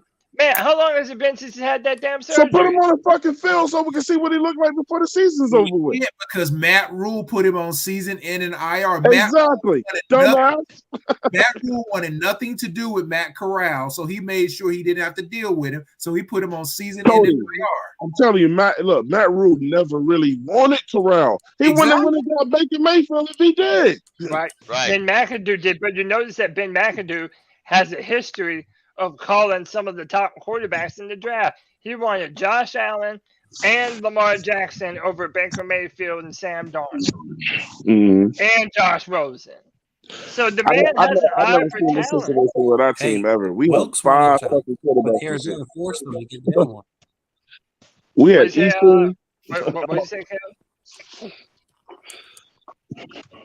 Kev, what did you say? I said Steve Wilks actually wanted Josh Allen, but I think Steve Wilks wanted Josh Allen. Yeah, that's true. Yep, that's true. But Arizona forced. I just think out of all these quarterbacks, at the end of the college year, like after all the playoffs and shit, I think Hooker is going to be the one that teams are most interested in. And the thing is, out of the top 10 picks, like White Chocolate Espresso said, the only team that may want to go get a quarterback maybe Houston, and maybe Detroit. And it's not guaranteed that they don't even really need one. You don't forget about Las Vegas because they can get out of Derek Carr's contract. I know, but you know what you got in Derek Carr. You don't know what you got in the rookie. I would enjoy seeing the Raiders draft short and skinny just so they can all fail together. Hey, look. Y'all talking all that mess about Bryce Young. Like G Baby said, y'all gonna be goddamn pouting him and wonder why Bryce Young. Why did we draft Bryce Young? When he get on that field looking like Russell Wilson, like early in his. You said what? Look at Russell Wilson now, man. Russell Wilson is a system quarterback. Russell Wilson is I tell you what's going to happen. I tell you what's going to happen. Hey, man, what the Raiders? Okay. What is he going to look like? What is he going to look like on a team that's not all five, like the equivalent of 5 stars in the NFL around him? Can he carry a team? Can he carry a team? It's just like somebody told me about Levis.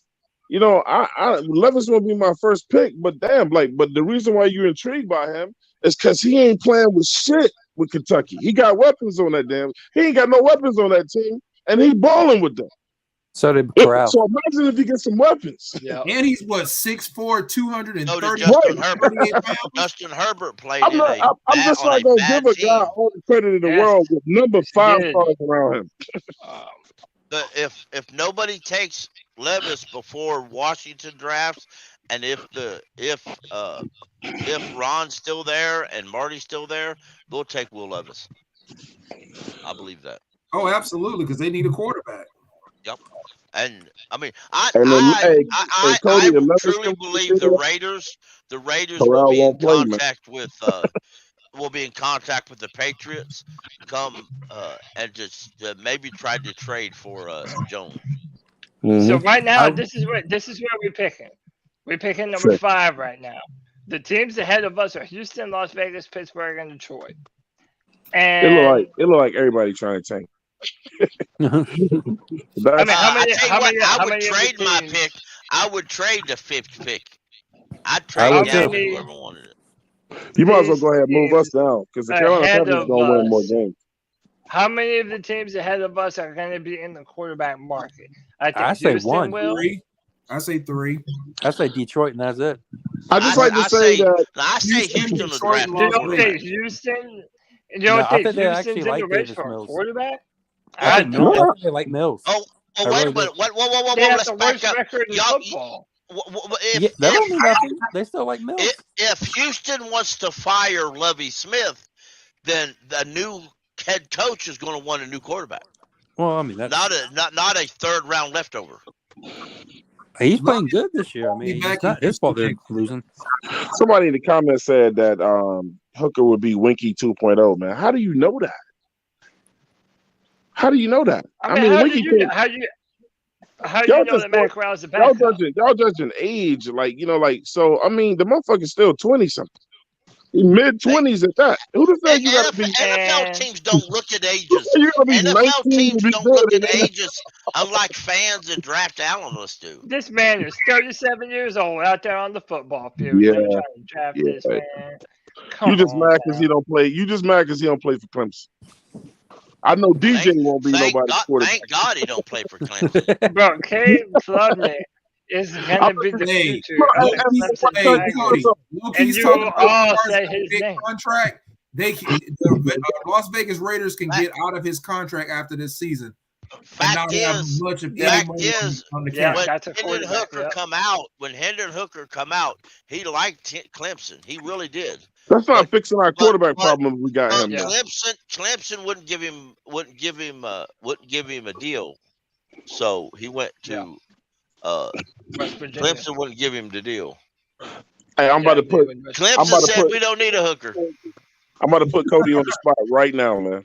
Cody, if we can get drive on the spot, if the Panthers selected DJ out of Clemson to be our quarterback, would you be happy? I mean, as of right now, no, man. He got benched Fuck twice. no. Shit. No, I mean, what? You expected Hell me no, to be you like, wouldn't yeah, be. he's the guy, bro. Like, nah, but why would I ever say that shit? That's not even hard, though.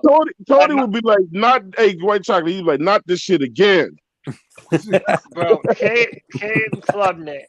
We just need to give him the reps, and he's gonna be a superstar for us. Yeah, go ahead. Like, let DJ sit down and start your new quarterback, man.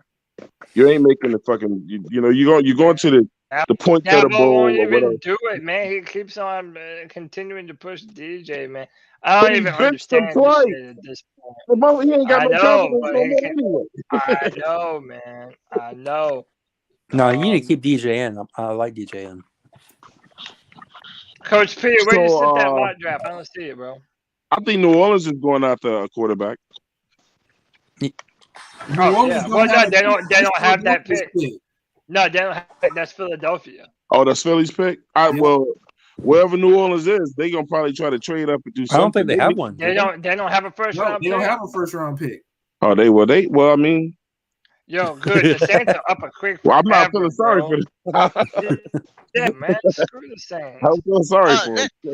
Let me comment on something real quick. You know what? I know sometimes we just joking, but let's be real to folks who don't seem to understand. During COVID, a lot of these players didn't get to play.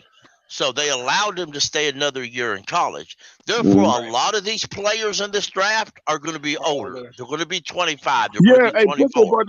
They're just going to be. Yeah. And people, you need to understand the NFL teams don't give a motherfucker about age. If you're 30 years old and you're going for the draft, they might care. But a 25-year-old means dick shit. Oh, I see. They want to know, can you To a win? scout, it means dick shit to fans, but it don't mean jack to nobody else. Hey, look. Hey, Tom listen. Brady's There's a a prime lot of athlete. If be you a lot of win, 25-year-olds in this draft. Hold on, They're time paying- out. Hold on, time out. Go ahead, Locks. Hey, listen. Hey, my phone about to die, but I got one more thing before I got them get off this bitch. Yeah, Why man. does it? Why everybody want Hooker though? Like, goddamn, Bryce Young and even CJ Stroud is better than Hooker. Like, Why? Listen, if you got the third pick in the draft, right, and you got, let's just say you got Bryce Young. Let's just say the first two picks is CJ Stroud and Levis, and you got the choice between Bryce Young and Hayden Hooker. Would you trade back to get Hooker, or would you draft Bryce Young? What you gonna do? I'd trade back to get Hooker. I'll trade back. Or I would take Hooker at pick 3 before I take Bryce Young. I'm not taking Bryce Young or the kid out of Ohio State. Locks. Either one of them. I think Bryce has the better mental capabilities of the two quarterbacks. I think he's more mentally prepared to play, but I think Hendon Hooker is physically more prepared. Hooker has a better stats. Even if it came down to those two, better I would stats, still same take the Ohio conference. State quarterback over Bryce. I mean, shit. I mean, they all playing with 5 stars, but at least he can say I'm undefeated. Bryce Young done lost 2 games this year with nothing but 5 stars. Bryce Young's best attribute that he delivers to an NFL team is he played for Alabama. You put Bryce Young on another team, and nobody's going to hear from him. Hey, look. I'm not. Hey, I need to get me a damn new. I need to get me a damn new phone. Hey, look, but hey, I'm about to head out because my damn phone about to die. But all right, man. I'm still listening in, though. Man. All right, holla at y'all, boys. I appreciate you, Locks. Yeah, See you we next ain't week, gonna brother. be too much long. Hey, Cody, let me ask you a quick question, Cody. Yo. So I compare the the Alabama quarterback. You got to compare him to some guys that's his size. So is Kyler Murray better than Young? Yes. Kyler Murray has elite top end speed and elite arm talent. And by the way, Kyler Murray is short as hell, but he's built like he's thick, man. He's a strong dude. So like if Bryce Young had the ability, if Bryce Young had the ability to run away from you like Kyler, I would be a lot higher on him than I currently am. Now, I do think he does move well from inside the pocket, and he does evade pressure well while keeping his eyes downfield. But he's not always going to be able to avoid that contact, and he's not always going to be behind an offensive line that can protect him adequately. And he's already been hurt this year. He hurt his. I just got a bad feeling about him, man. Him and Stroud, they don't pop for me, man. They just don't pop, man. Me too. I was higher on Stroud. Stroud's got compared to Mac Jones, so I mean, yeah, he's not an athlete. Him and Bryce Young, they're not very athletic guys. Like they're just not. They're not. I really, and I'm just a fan. I may be wrong, but I really think NFL teams, when they get these players at the combine and pro days, I believe their ratings of Bryce are going to go down because of his height and his weight and his health limitations. I just said that, Pickle. I think as the year goes on, I know. I mean, I think those guys' stock is going to drop and Hookers is going to go up. I think the old boy out of Kentucky, his stock is going to rise. Bo Nick, his stock is going to rise. Yeah. I'm telling you, them dudes they just don't pop. With these teams that are truly looking for a quarterback, they start interviewing these players, and they start interviewing these players. They start talking to these players one-on-one. Then you're going to see a separation. That's why the Bills went with Allen. That's why the Kansas City traded up to get Mahomes. They looked past everything else, and they started looking at what's up here compared to what's on the field. Yeah. And by the way, to Coach P, he sent in this mock draft that didn't take a quarterback. He's got Trenton Simpson, Javon Dexter. I don't know a lot of these guys, to be honest. I haven't done my full, I haven't really started breaking down all the college players yet. But let me tell you, man, I love me some Trenton Simpson. I mean, I know y'all going to say I'm just a Clemson fan, but this dude is from Charlotte. He's good. But he's good. He's very good. He played at Mallard Creek, which is my rival high school. He's a badass, man. But see, man, this is the thing about drafts, though. Now, take that draft right there. This is the thing we know about drafts.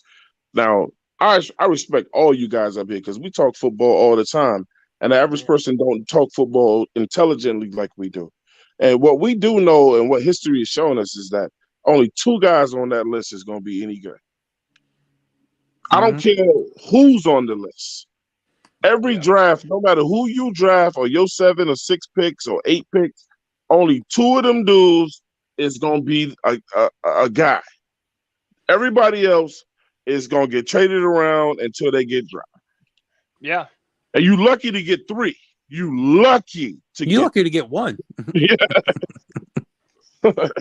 Pretty much, man. So that's why I don't get excited about drafts either. That's why I'm more into going after guys with expiring contracts and shit like that. But we done fucked ourselves up with that we got to go through the draft now.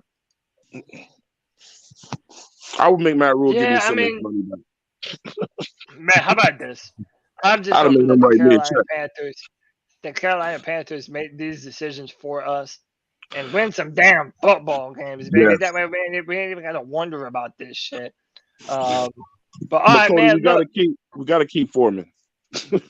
Oh, dude, that's the next question. How much are you gonna pay him? Did you see Terrence Marshall Jr. fight off 4 fuckers? He looked like an NFL receiver. What? I told y'all, wait till this dude gets healthy. We gotta bring Laviska Shenault back. Dude, it wasn't even about getting hit. He's been healthy. Just play these guys, bro. Him on the field. Do not let these guys go to another team and shine. How much are you going to pay Foreman? Pay him, man. Pay him. Good question, man. I mean, put it like this. But that's the thing. If we don't pay him, somebody else will. Hey, you won't have to pay him as much as they were paying McCaffrey. Nah. But what are you going to pay him? Man, well, all 3 of them don't. Neither one of them demands a big time, large contract. But the way he's playing right now, he's going to want one. Who? Foreman. He ain't going on a big time contract because nobody's going to Foreman only played in about 3 games by himself so far, man. Come on, he can't demand shit. Great games. He ain't gonna get it. He ain't Derrick Hey, Henry. no, let me tell you. But he Hey, can use the that name to that his y'all, advantage. the name that y'all didn't mention that we need to resign, Bradley Bozeman. Damn right. Bradley He got to come back That's too. a given. Oh. Bradley Bozeman is a beast. You got to How old is Bradley Got to Bozeman? bring him back too, bro. And by the way, How old is during the bye week, we're going to be partnering up with Bradley Bozeman and his foundation. We're going to be doing a fundraiser for him. So y'all keep it tuned into the C3 Panthers podcast. We're going to be giving y'all the link to be able to donate money if you want to. You know, C3 is doing big things, man. But look, I'm about to get my ass out the paint, bro. I appreciate each and every one of y'all for coming hang out.